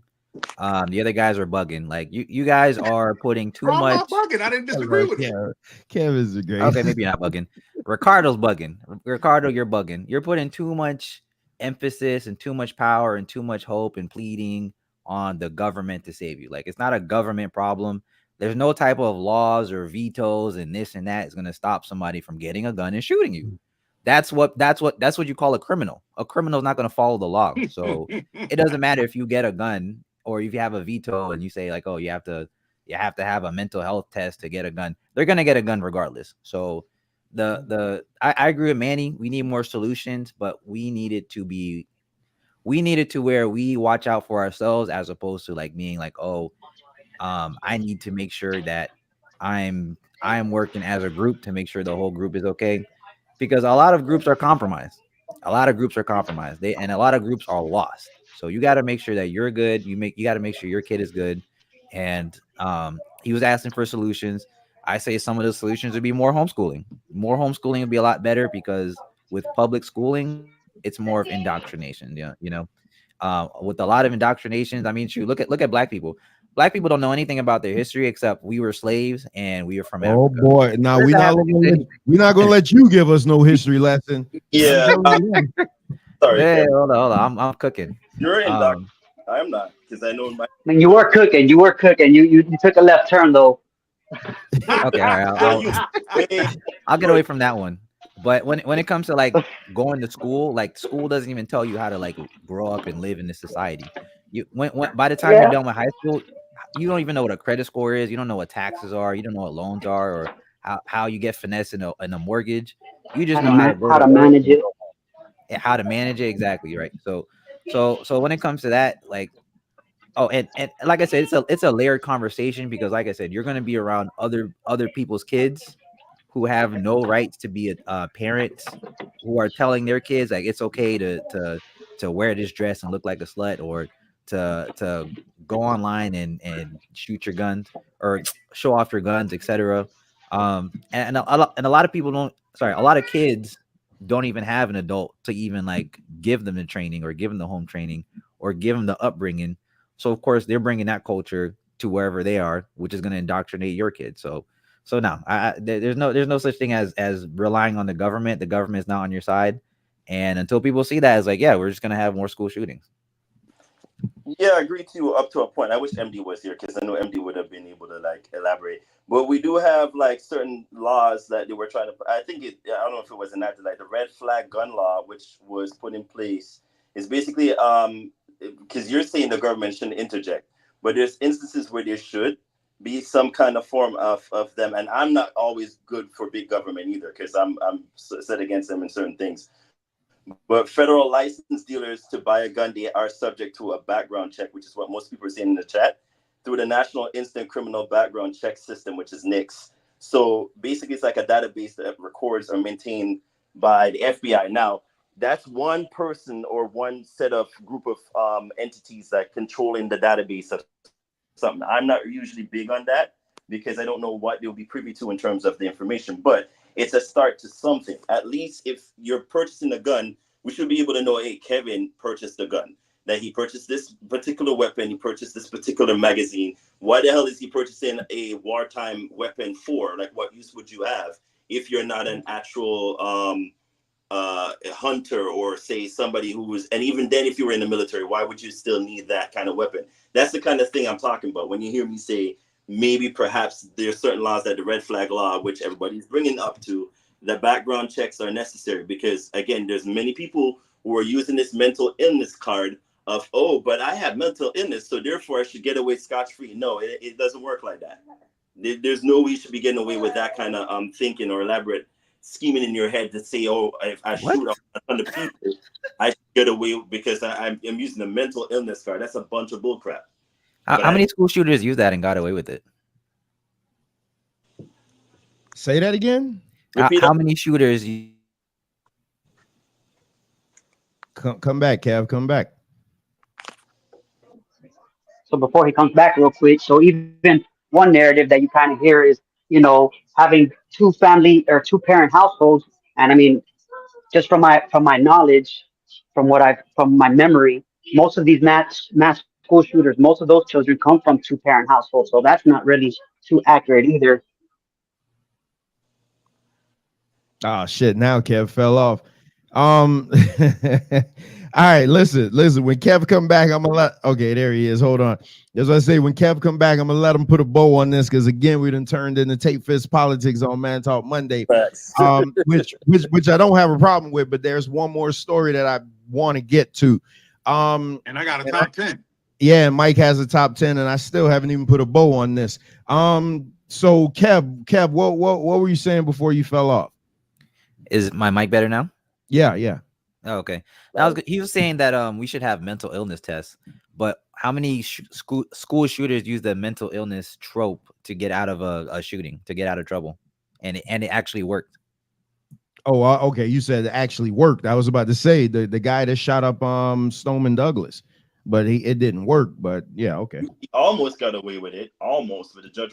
Well, he escaped he escaped the death penalty. Right. Is why. Which again, I mean that's all right. So I this is one of those rare times I agree with everybody. Everybody makes valid points. We don't have a solution yet, obviously, because if we did, shit wouldn't be happening still, but it is, unfortunately. So I said something happened earlier, and I wanted to tie it into this because I didn't know for sure if I was going to be able to get to this story until it happened. So over the weekend, we when you have a kid in school. Well, first let me say this. Let me back this up. Whenever the school year starts and I take my daughter to school, I'm always there first day of school, and the teachers are like, "Oh, so nice to see you," and blah, blah, blah. What they don't really realize what I'm doing is I'm scoping out the classroom.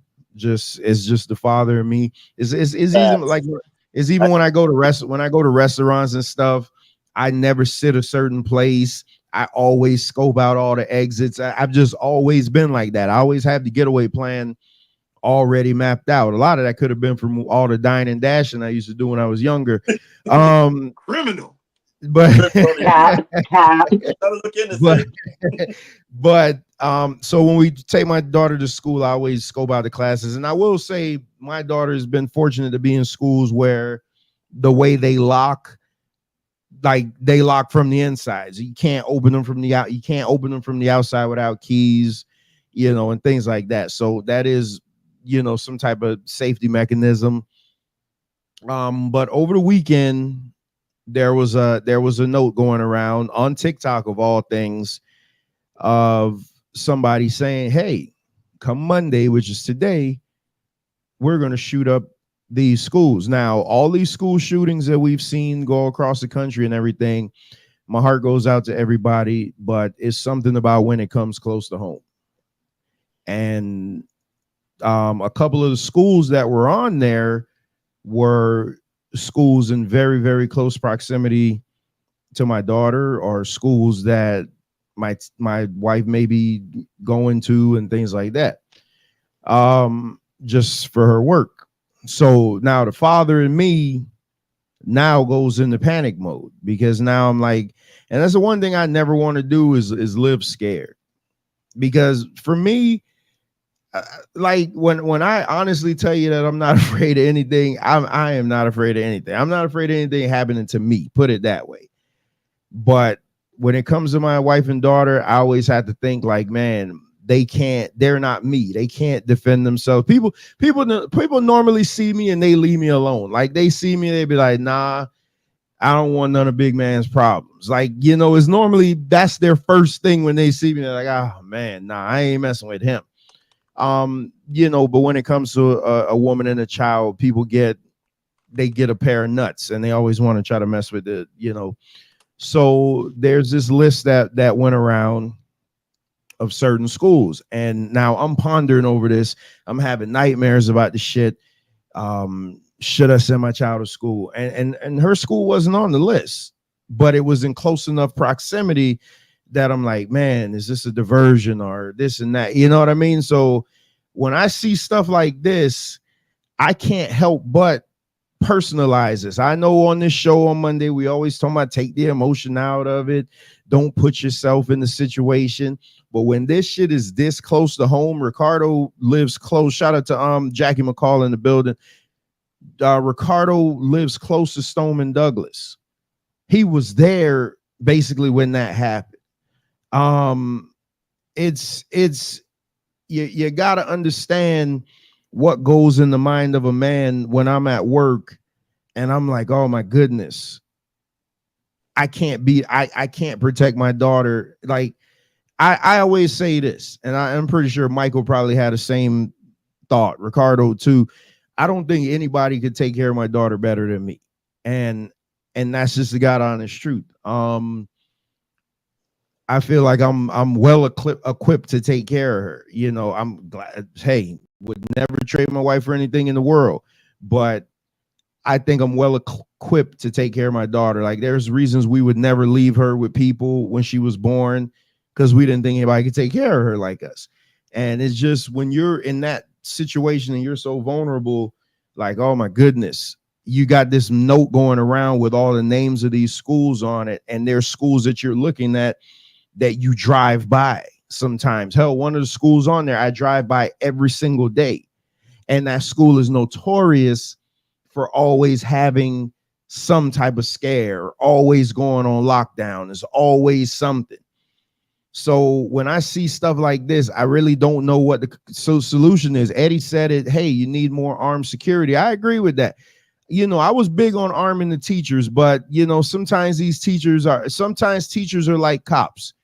Some cops are people that got beat up in school and they bring it to the job. So now that hell, I got a gun and I got a badge, I can hide behind my badge. And if I want to be a little more aggressive with you, I can. So what's to say that some of these teachers, I hear somebody in the background. What's to say if somebody, what's to say if somebody, go ahead, my bad.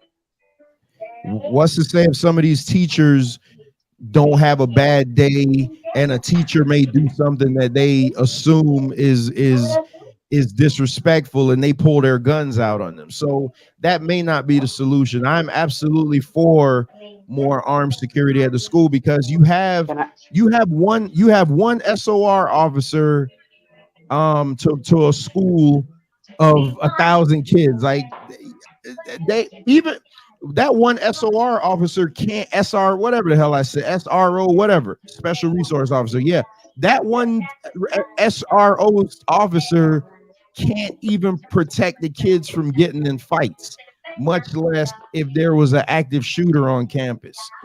So I don't know what the solution is, but when that shit start hitting real close to home, it start making you think a lot more like, hey, I'm totally not against homeschooling. My wife is brilliant and I think she homeschool my daughter really good.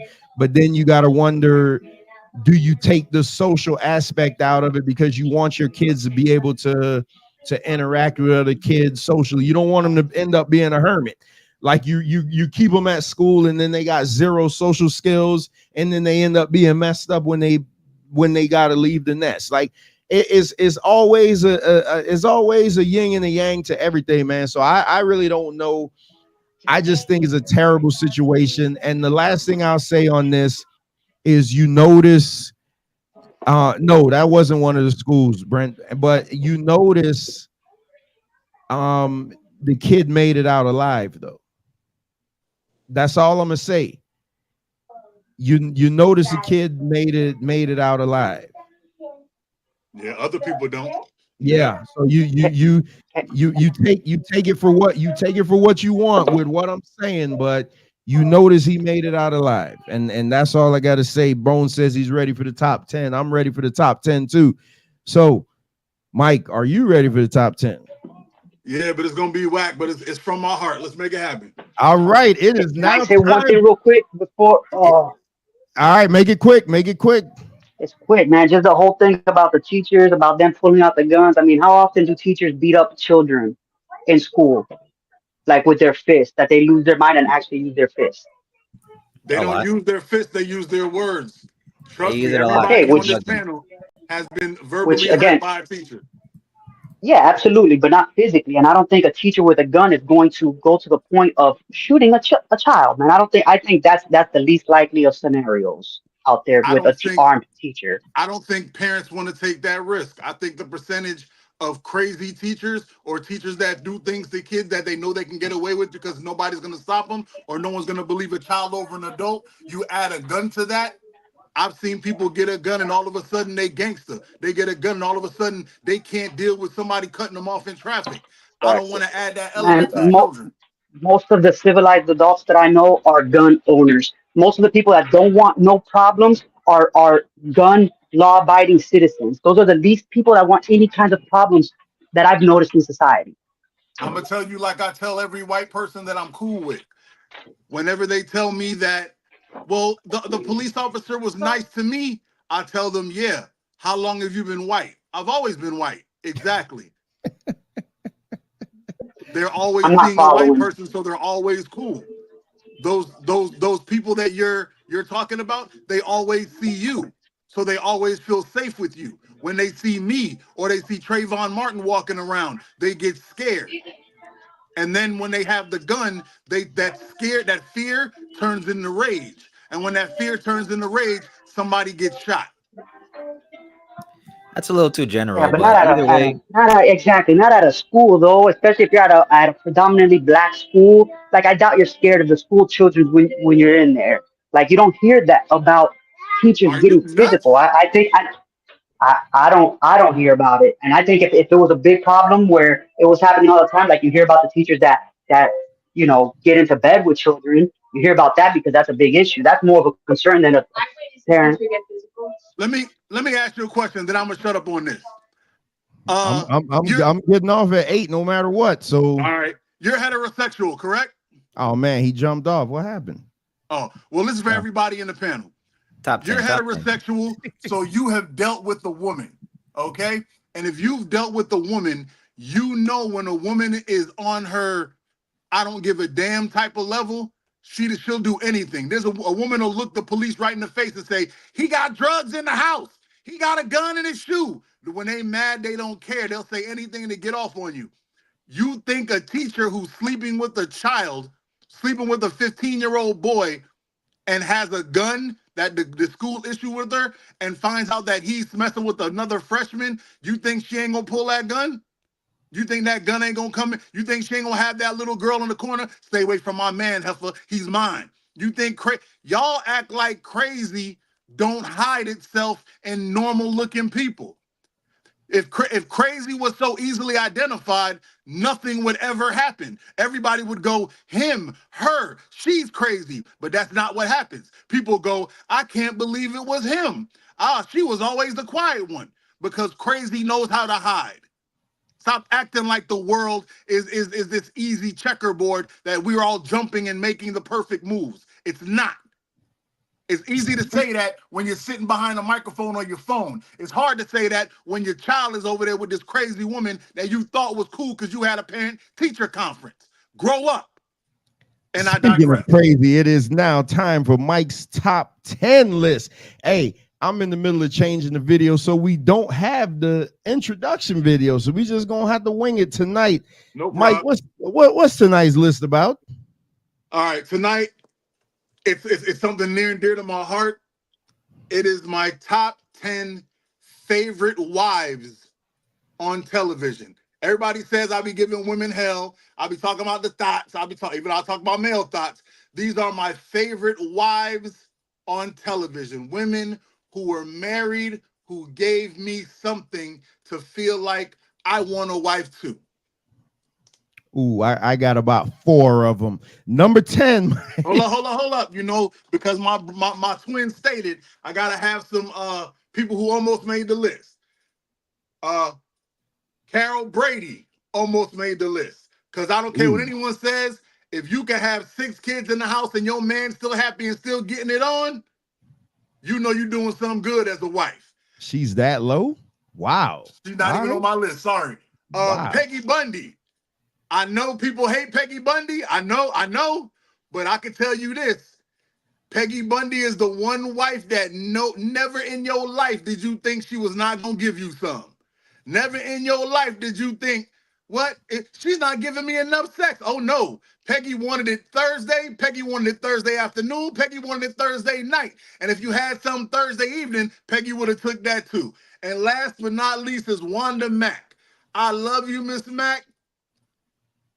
From Bernie Mac show. Yeah. Khalida you made a Williams, brother like that. No, a man can take care of kids that ain't even his when he got a woman like you that can stand by him. Real talk. Now hit me off, Trevor, number 10. So first of all, I just gotta say, not having Peggy Bundy on the list is egregious. But Sorry. Number 10, Mike. This is a woman who bumped Peggy Bundy from the list. I don't think she gets enough shine. She is a sweetheart. I'm talking about sweet. She's gorgeous. She did what women say they never want to do. She settled. She got a guy who's not as attractive, but he made the money and he took care of home. Angie Lopez from the George Lopez show. That chick, boy, when I tell you she was standing up to her kid, no, you got to calm down, George. You got to calm down. But let the kid step out of line. That is your father. You will respect your husband. I was like, ooh. That was my crush, Nick You at better Night. tell her, you better let them know, Angie, and you know you're gonna have a baby that's gonna be pretty. Because she made some pretty babies. That's all I'm saying. Angie Lopez, number 10.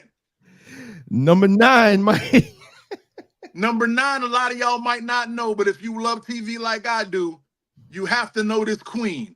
She was amazing. She loved her husband. She respected him. She went around his back a couple times, but she never did it in a way where he felt disrespected. He just felt like, man, I married an idiot, but I love this woman. And the cootie must have been fired because he never went nowhere. Lucy Ricardo from I Love Lucy. Boy, it don't matter whether she was shoving chocolate in her mouth, that was a euphemism, or whatever it is she was handling, but Ricky wasn't going nowhere. He loved this Lucy, and you know she brought some fire to the table. Lucy Ricardo, my number 9. Number 8, Mike. Number 8 is the epitome of ride or die. I don't care if we in the hood. I don't care if the police in the house. I don't care if there's somebody saying you cheating on me. It don't matter what anyone says. I ride for my husband. And when he dies, you can hear the anguish in my voice as I scream, damn, damn, damn. Florida Evans rode by her man. I don't care what any of y'all say. She rode by her man. Even in death, she was saying things he said. Was your daddy like that? You know your daddy wouldn't stand for that. Man, I love that woman to my death. If only she, the only woman that deserved a lace front. She deserved one and never had one. She deserved a lace front. All you heifers running around with makeup trying to be something you not. Florida stood with her afro and was a bad chick till she died. I love you, Florida, and I live in the state named after you. Let's keep it going. Florida Evans, number 8. I don't want to put a pause to the list, but I am going to tell you emphatically, and we could talk about it later. Florida Evans, one of the worst mothers of all time. Number 7, Mike. Mother, I said wife. Number 7, Mike. Number 7. She was mild-mannered, mild, very meek. She rode by her man, but she did what I learned later on in life that I needed from a woman that's with me. When I was tripping, it didn't matter what was happening. If we were in the house and safe, she would get up in that man's face and say, I don't care what you're doing, Archie. You're freaking wrong. You're wrong, Archie. You're not going to run my daughter away, and stop calling him a meathead. Edith Bunker, all in the family, my number 7. Rode for her man, got freaky when it needed to be, and when nobody was looking, she put him in several places and told him to have several seats. Edith Bunker, number 7. Number 6, Mike. Number 6 is a woman most of y'all are not going to know, because I don't think a lot of you watch this show, but if you ever take the time to go on YouTube and just look up this woman's history. She is an amazing immigrant, amazing, who stands by her man so much that he don't even realize she's doing it. To the point where she protects his own ego against himself. There's a wonderful scene where she tells him, hey, those stupid little kids about to dine and dash, you better get them. And he goes over to them kids and talks to them and says, hey, don't be that guy. We're just a small restaurant. We're trying to live. And them kids lied to his face and said, oh, we're not going to do it. And then they dined and dashed anyway. Did she curse her man out and say, you stupid idiot? No. What'd she do? She got in her SUV, dipped out the back whoa, drove around, hit them damn kids with her car. When them kids said, you can't hit me with a car, she said, your body hit my car. Now, this is what's going to happen. You're going to get up, you're going to walk back in the restaurant, and you're going to pay. And you're not going to tell my husband this happened because I don't want to hurt the good spirit that lives in him. Jessica Huang from Fresh Off the Boat. Not only is she not a punk, she is a gangster. She is a modern woman that still rides with traditional values, and she just so happens to be fine as hell. One of the finest Asian women on TV, period. Constance Wu, I'm looking at you. Jessica Huang, number 6. I just love the emphasis on the number 5.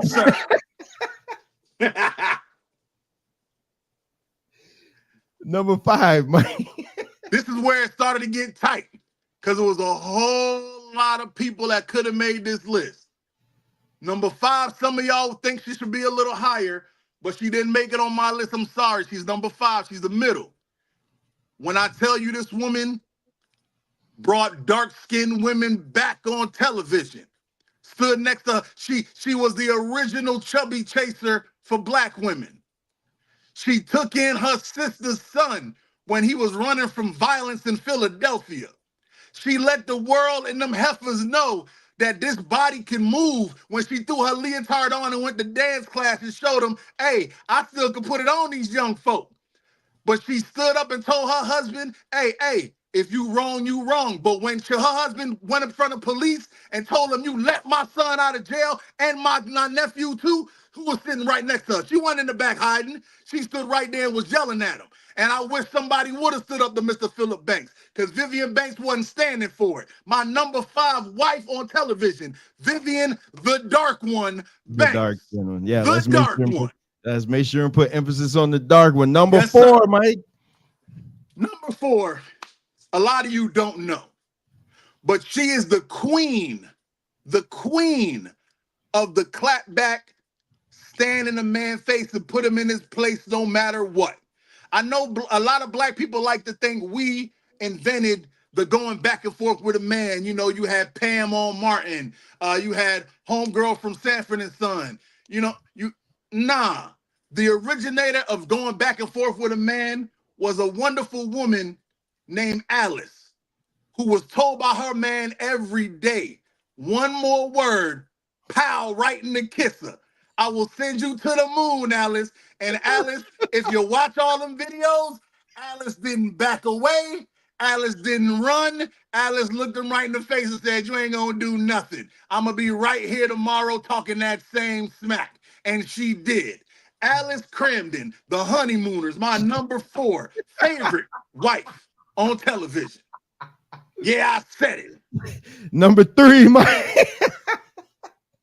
Hey, like I told y'all, my top 4 are elites. They're elites because Vivian Banks should have been top 3. So I have to come elite. This is the newest person on the list.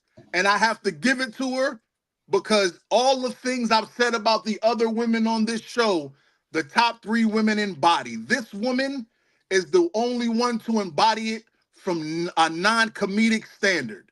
This woman stood by her man so hard that every time they had couples goals, people would bring their picture up. Not only is she gorgeous, but she makes her man know for a fact that he has a rider. She lets him know you are never alone. She lets him know no matter how hard life is going, I have your back. And when she messes up, she doesn't disregard and throw away accountability. She stands on it and said, yes, daddy, I messed up. This is why I messed up. Let me make it better for you. Her name is Beth Pearson. If you've never seen the show, This Is Us, she is the black wife of the black triplet. When I tell you when I watch this woman get caught sneaking out on her husband, and this man knows his wife so much, she said, no, daddy, it's not what it looks like. And he said, it looks like you were doing this to get away. And she said, well, damn, that's exactly what it was. She didn't make an excuse. She told him, I needed space. I am sorry, I was wrong. I have never heard another woman say those words in that order in my life. They might have said wrong order at McDonald's. That's about it. This woman stood on it. I promise you, if you've never seen This Is Us, you will shed some tears. But if you're black, you will see this couple and you will wonder why this cannot be the norm for black people all across this country. Beth Pearson, This Is Us, my number 3 fantastic black, well, not black, but wife on television. I never watched that show, but my wife was a huge supporter of it. Number 2, Mike.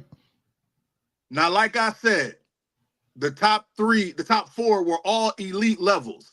If you know me, you know the moment I met this one, I saw this woman in the first episode of the show she's on, I fell in love. I would have fought the big-eared dude that had her. I would have swung on dude. The first episode when he embarrassed her at his job and she came home And he said, man, he said, we could talk about this in front of our friends. And she said, no, I don't want to embarrass you. Let's take it to the room. And then when he tried to shine, she threw a little embarrassment out. He said, let's take it to the room, please. Took it in the room, chewed that man's face off, let it, but let him keep his masculinity. She let him keep, she didn't play herself, because when he tried to front and he said, get out, she said, oh, nigga, you ain't saying nothing, but I'll leave. Made that man back and said, please, Gina, please don't leave, Gina, please. And he said, what? You won. I what? You won. Damn right. And then after she won, she let him walk outside and keep his face in front of his boys, because you do not have to break a man down to put a man in his place. She was the essence of femininity, but she was not a sucker. She was not a pushover. She stood in Martin's face when he was wrong. She got that ring, and she even got that head through the headboard. So you know the bedroom wasn't wilding. You know they was getting it in the room. You feel me? I'm sad that the woman that played her, you know, they had issues and it cost the show, but it was only 5 seasons. I love every essence of it. Gina Waters Payne, you are my number 2 favorite wife, and the one that I fell in love with immediately on my list. Thank you, man. Man, I think you got Gina way too high up there. Number 1, Mike. Sir. Gina is amazing. Number 1. Number 1 should be number 1 on everybody's list. I shouldn't even have to stretch it out, but I'll do it a little bit. When you think of a wife, every man in the world should think of this woman first. A woman who stands by you, who don't play that game, who put kids in their place, send them to daddy, and when daddy send them back, she'll knock them down with you. She don't play that game. Oh my Lord. Claire Huxtable is the greatest wife on television, period, point blank. Feminine to a T. When Cliff messed up, she put him in his place with the essence of femininity. You could tell she was the realest, because Cliff wouldn't let a soul come near Claire. You ain't never seen Claire in any kind of danger. You ain't never seen Claire disrespected. You ain't never seen Claire in a position to feel that way, because Cliff wasn't having it, because that's what a man does when he has a woman that stands in her femininity. And when she had to get rugged, oh, you believe she got rugged, but still did it in a female way. And when they was all gone and she needed to vent, she let her man know, I don't know who these kids think they talking to. And what Cliff said, I don't know either, baby. They must be out of their mind, because he ain't stupid enough to walk into that fire. That man know what he got. He got a rider for life. He got a woman that stood next to him for all them years on television. And did you ever hear a Cliff trying to cheat? No, because you don't cheat when you got the best filet mignon Wagyu at the house. You go home, you bring A1 sauce, and you don't even open it because you don't need it, because the flavor and seasoning is already perfect. Claire Huxtable from The Cosby Show, number 1 wife on television. Mike is right, and I have spoken. If you think I'm wrong, you're really just looking in the mirror and talking to yourself. I said what I said. I give you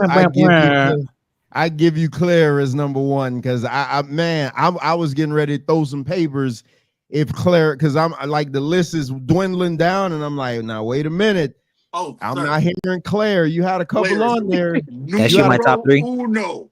If I could have made a number 001A, I'd have slid Claire up there. You had a couple on there that I don't know. I don't watch This Is Us. You pulled the mulligan. You pulled a rabbit out of the hat. With Alice from the Honeymooners. That was great. Because not everybody watched that show, so they wasn't going to get it. Oh yeah. Oh, trust me, I know it. Okay. But the fact that Peggy Bundy and Carol Brady didn't make the top 10, I don't know, man. That's I'll tell you why. Carol Bundy couldn't make the list. Carol Brady couldn't make the list because it was too much about the kids with them. It wasn't about their union. I know they're a groundbreaking show because they were the first time ever seen on television hugging in the same bed and stuff, but it wasn't enough for her. It was too much about the kids. And Peggy can't make it because I said the best wives, my favorite wives, and Peggy was a horrific wife. Let's keep it a buck. She was terrible. This woman wouldn't cook. She wouldn't cook instant ramen for her man. She He used wouldn't to get have up and tang. get He's eat tang sandwich. What happened to what happened to Winslow? Harriet Winslow, damn it. Harriet, that's her How name, dare you? Harriet. And not even Harriet on Viv. Winslow, she suffers from what most black women in black movies suffer from. She became relegated to the background. She never really stood on too much. It was mostly Carl, it was mostly Steve, and then by the end it was mostly Myra, because good Lord. Ugh. Yes, But Yeah, sir. she ain't really have nothing to, you know what I'm saying? She was a good person, but she didn't really, and it's funny because the show came from her. She was the show because she was on Perfect Strangers. But she didn't really have much to stand on. another underrated show. I used to love Perfect Facts. Strangers. Me too. Matter of With fact, I'll ask you Bowser. this question. Who is the black mom in How to Be a Menace? No How to idea. be Exactly my hold on. point. That's my point. See what I'm saying? They give black movies and in black shows, the black mom gets relegated to the background a lot. That's why to stand on my list, you had to put in work. And she ain't putting enough work to make my list. But what about Aunt Viv? Aunt Viv's number 5, you non-listening heathen. Yeah, Viv was No. Viv. Good. Cliff brings up a good one. No, but I know what he's gonna say. She was too much of a housewife. Marla Gibbs from 227. Marla, you know what? And I hate to say this is from Cliff. It's from Cliff because Yeah. Cliff said it. I should just dismiss it outright. But Marla Gibbs should have been in the Mary should have been in the Mary. That's the what do you call it?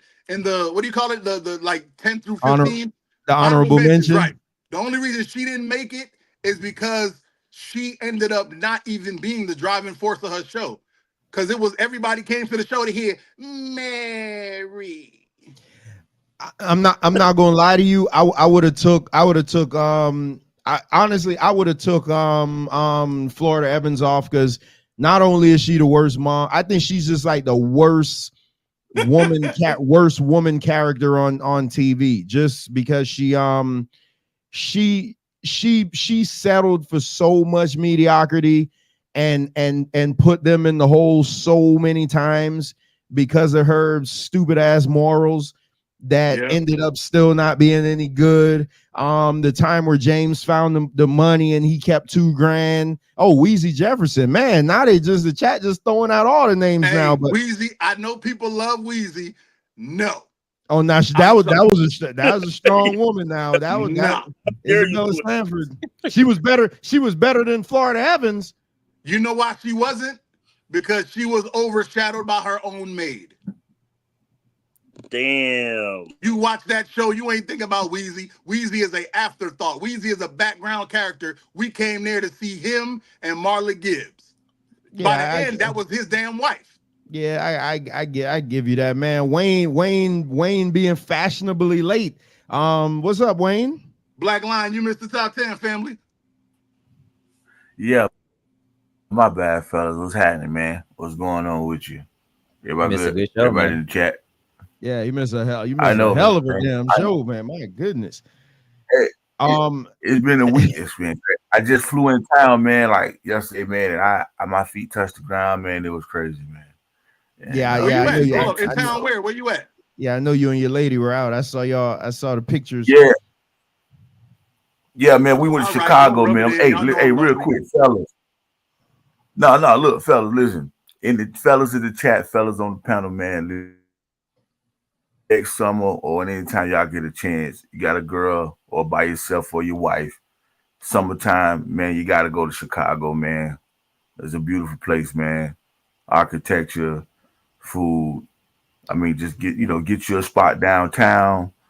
Hey, man, thank me later, man. Take the riverboat tour, architecture tour, do the 360 bar, man. Do all that, man.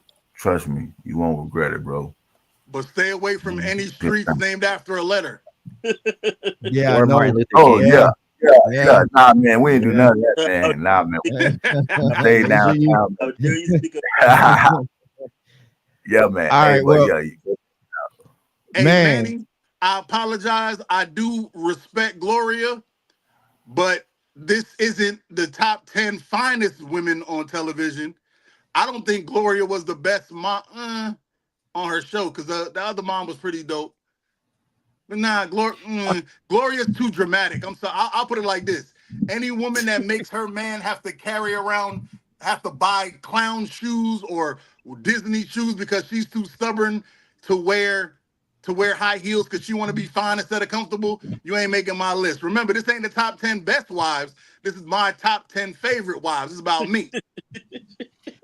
All right, so we got like 12 minutes because Lil Mama's standing right here giving me the countdown sign. And I was just going to end the show and not do this, but because we're doing the Baby Boy show next week, I mean, this shit just writes itself.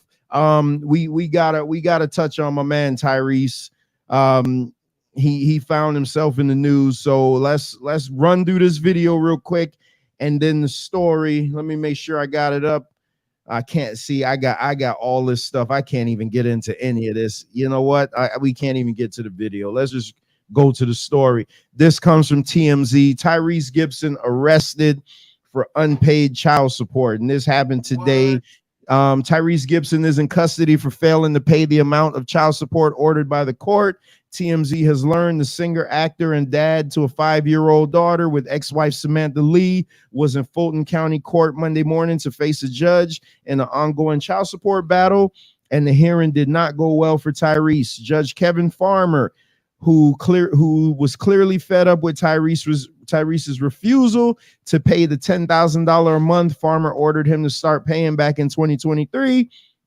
So today he held Tyrese in contempt of court. The bailiff put him in handcuffs and marched him out of the courtroom. Now Judge Farmer said Tyrese can square things up and avoid jail if he coughs up to $73,000, which includes $7,500 from Samantha's attorney fees. Looks like Tyrese saw his arrest coming.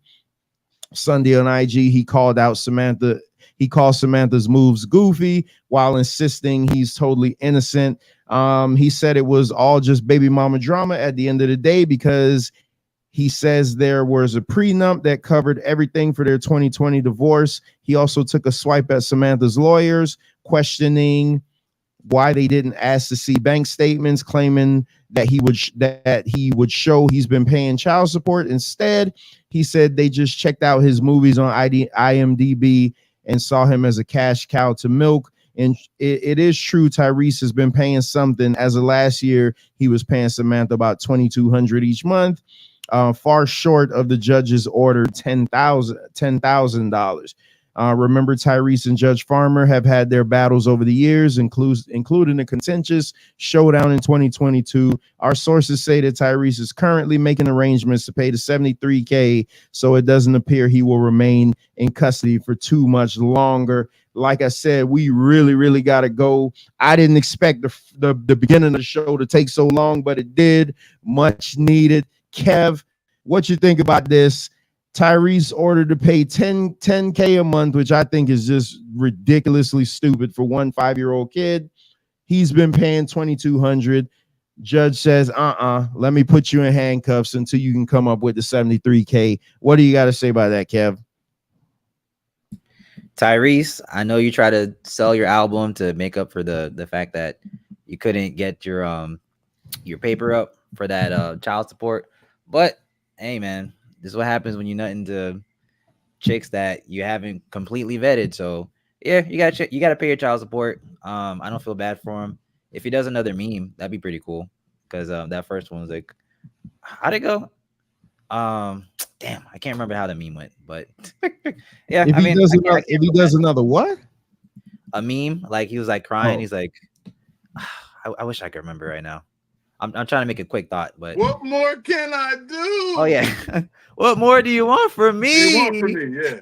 See, this why niggas can't cry in front of y'all. You see this shit? You see what it was? Yeah, boy, y'all ruthless, boy. Oh, hey man, you gotta pay your child support, yo. If you didn't want this whole situation, you shouldn't have given your wife that type of lifestyle. Like, leave her in a friggin' 3-bedroom home where the mortgage is pretty cheap, to where you don't have to pay all that money in child support. I don't know how the law works, but I know when it comes to being a celebrity, when it comes to having a lot of money, if you have a lot of money, you're going to be a target. So you got to pick your people wisely, is the way I see it. It is weird. This is about child support and not spousal support. Damn, I wish I could play the video, but we just don't have time. Wayne, what you got on this? Yeah, stop calling it court. Stop calling that guy. Chicago. Stop calling that guy a judge. All right. Again, child support operates outside the Constitution. Those are not judges. Those are not court. All right. It's really an illegal. Can you hear me? Yeah, he's talking. Yeah, I can hear you. I don't hear a word he's saying. Go ahead. Oh, well, I just say stop calling it a court, because it's not a court. It's unconstitutional. I'm not saying that you shouldn't pay anything for it to help your kid. Are you but sure he's talking? I mean, hey, you guys in the chat, let me know if you can hear Wayne talking, because I can hear him. Y'all let me know if you can hear him talking. Let me check my body. Go ahead, Mike. Go ahead. Let Mike go. Let me check my mic. Go ahead, Mike. He's gonna come back. Okay, I thought I was tripping. What? You know, I'm too old to be too young to be having a conniption. Yeah, they saying they can hear him loud and they saying they can hear him loud and clear. They can. All right, maybe I'm tripping. All right, go ahead. Let me know. Yeah, when they he's can done. hear you, I don't Wayne. hear him. Let me know when he's done. I don't hear him. Hold on, let me check some things. Go ahead, Mike. Go ahead. Kev, can you hear him? Yeah, I can hear everybody fine. I don't know why Mike can't hear him. Go ahead, Mike. He said he want to check something. All right. I guess Wayne's voice is mad at me because I said Chicago O-Block. But it's funny though, because Eddie says I'm from Chicago. You need to be careful if you go. So I mean, we ain't gonna act like it's a great place. Facts. Hey, that's every place. Yeah, because I tell Florida, people, Florida is a piece of shit too. People go to Jamaica and they be like, "Oh my God, I had a great time in Jamaica." And I'm like, "You ain't go to Jamaica. You went to a little resort owned by some rich people on an island somewhere. You ain't go to real Jamaica. You ain't never see Mr. Chin. You don't know nothing about that." And they just look at me like, "What's Mr. Chin?" I'm like, don't say that. Just go to the Rio and shut up. I feel bad for dude. Like, I don't understand how people can go in front and can go in front of a person who's supposed to be interested in justice and say that they need $10,000 a month to do anything for a child.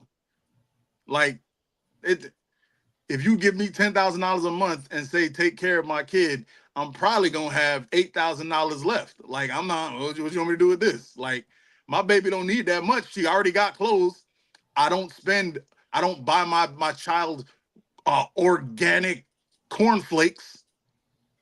You know what I'm saying? Like, I don't understand. But apparently these women have that's why the one thing that what's his name, DeSantis, ever did that I was like, man, maybe is that thing where he's trying to push for what is it, number one with the mandatory DNA and test. what's the other one where he's trying to say people, the alimony is a fixed amount of time. You don't get that forever alimony anymore. And that lets me know that people, that racism is really real, because the only time I ever heard white Republicans go against the Republican Party is when they brought up money. When they said they're going to take away their forever alimony, that was the first time I'm going to go be a Democrat. I can't believe they did this to me. I'm like, word? It wasn't the black people getting their head beat in or being kicked by dogs. It was your check being disappeared. All right. I see what's important to you. But yeah, man, this is crazy. Nobody, in the words of Kobe, in the words of Rick Ross about Kobe, you wasn't with a shooting in the gym. Simple and plain. Yeah, looks like Wayne fell off. I agree. I don't have much to say about this. It's just because when it gets to the whole child support thing, I think men should take care of their kids, but I think $10,000 a month for $10,000 a month for $10,000 a month for a child that's now 5. So it was ordered in 2022. So 3 years ago, 2 years ago is insane. That child better have some land, multiple land deeds in their name for that type of money. Again, I do agree with Kev. It's just who you marry, man. Some women just see you as a lick, which is why when we had the conversation about Cam Newton, and I don't know who it was agreeing with the doctor, like she was so right in what she was saying. But if you ask Cam Newton's baby mamas, would you rather be married or do you want to just be pregnant by him? Most of them going to say, I just want to be pregnant by him because they got the forever check. And unfortunately, that's where we are now, man. You got to be careful who you marry, man, because a lot of these women, not all, the only thing they're bringing to the table is what's between their legs. And they think that what they bring between their legs is a lottery ticket. Speaking of lottery ticket, the movie Lottery Ticket, once Bow Wow won the money, you see that girl now, she don't want to wear no rubbers now. All of a sudden she's like, oh no, you don't need that, you don't need that. And then she's like, how come every other hood rat in here could get wife pregnant by a baller, but I can't? And then she was like, hey, a bitch got to get paid. And what was her wording? I got to use what I got to get what I want. And we have always said it on this show. Most of these women tie their value to what's between their legs. And then you see this is what happens to men in cases like that.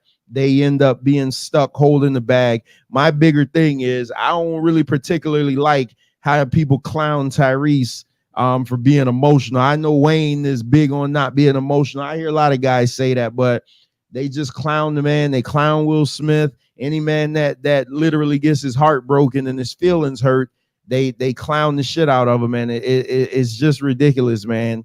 I just think it's ridiculous. It's just crazy. But we are doing, speaking of Tyrese, we will be doing the Baby Boy show next week. Next week, the way it's going to work, we are literally going to be doing a movie review on the movie Baby Boy.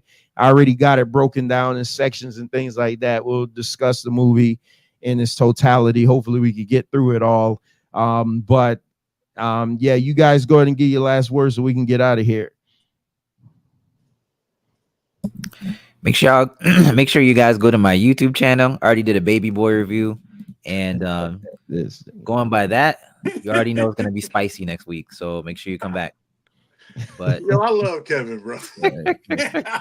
Kev don't completely went and jumped the gun. Like he's like, and oh no, that was it. That's all I had to say. But yeah, good seeing you guys. Ricardo, you're bugging still, but it's all love. And yeah, man, drink coconut water.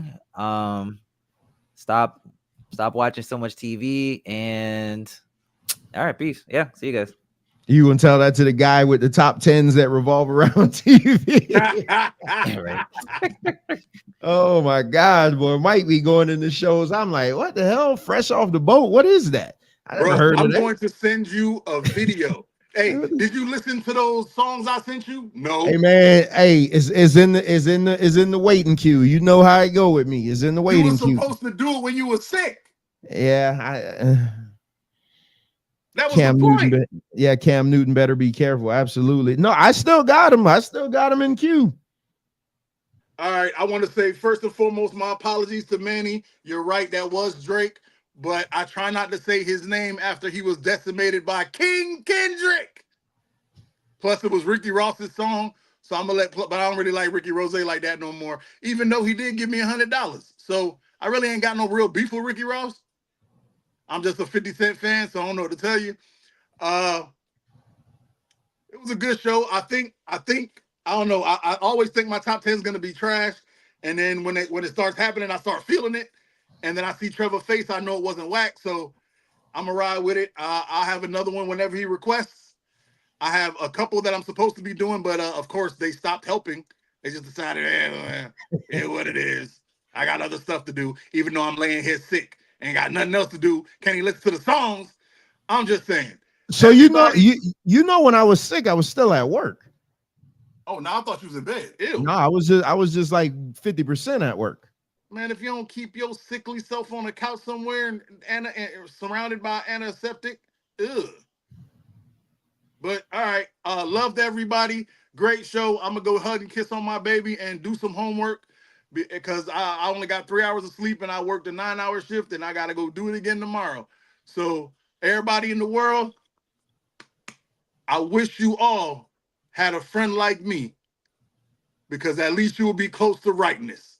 Because Mike is right. Holla at your boy. All right, Mike. Hey, notice when he said have a friend like me, I am his friend. So that's what he's basically saying, have a friend like me. So hey man, peace to everybody that came through, man. Fantastic show. We went a little different, but hey, it is what it is. I did plan on this show being a little lighter today, getting into more of the foolishness, but you know, certain topics you got to get into it. We kind of turned into Tape Fist Politics again today. Speaking of Tape Fist Politics, there will not be Tape Fist Politics tomorrow. We're going to do it on Wednesday instead, covering the presidential debate that's coming up tomorrow night, because, you know, everybody needs to be watching that debate tomorrow night. So we're not going to do the show tomorrow, but we'll definitely be talking about it Wednesday. Then next Tuesday, the politics of blackness. We'll do the politics of blackness. Y'all make sure and pull up for that one, man, because it's going to get heated. Whenever you talk about black people, whenever you talk about politics and white supremacy and all that other shit, it get crazy. And I'm going to make sure to it because I'm coming full of piss and vinegar. So y'all make sure and tune into that. The Bret Hart show is going to be pushed back to next Wednesday, just because we're doing the Tape Fist Politics. We're pushing the Tape Fist Politics to Wednesday. Speaking of Bret Hart, let me go and get him up here. Mr. C Plus himself. He will be on Monday Night Raw tonight. Speaking of Monday Night Raw, I got to get out of here because the little one wants to watch Monday Night Raw. Making memories one match at a time. Thanks to everybody that came by, man. Thanks to Mike. Thanks to Wayne for pulling up. Thanks to Young Kev. Thanks to Maria G. Keela, the best moderator in the business. St. Louis came through. Peace to you. Peace to my brother-in-law. Peace to Manny B for coming through, getting on the panel. Shout out to Ricardo. Man, y'all make sure and hit that like button on your way out. Shout out to Cliff. Shout out to all of you. Oh, man, Duran came through. Shout out to Duran. Shout out to Eddie Israel. Man, peace to all of y'all, man. Let's continue to make this thing grow. Hey, shout out to those of you watching over on Twitter. Peace to everybody. Bret Hart equals underrated. Yeah, right. Mr. C Plus himself. Hey, man, I got to get out of here. We will see you guys Wednesday night for the presidential debate recap. With all that being said, I leave you with these words. Always seek out the truth for yourself, because if not, you'll fall victim to other people's interpretations of them. Peace.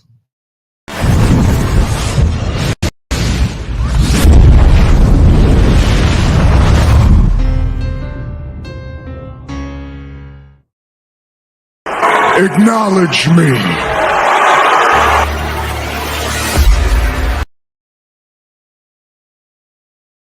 Why are you so aggressive, black man? I'm like, it's a no-win. Always aggressive black man. What's up, man? Wayne. Mike. Oh, okay. Hey, man, cut the sexiness out, man. Ain't no women on the panel. Man, we on here talking all sexy. He just goes on. He just went off on you like that, just for no reason. Yeah, man.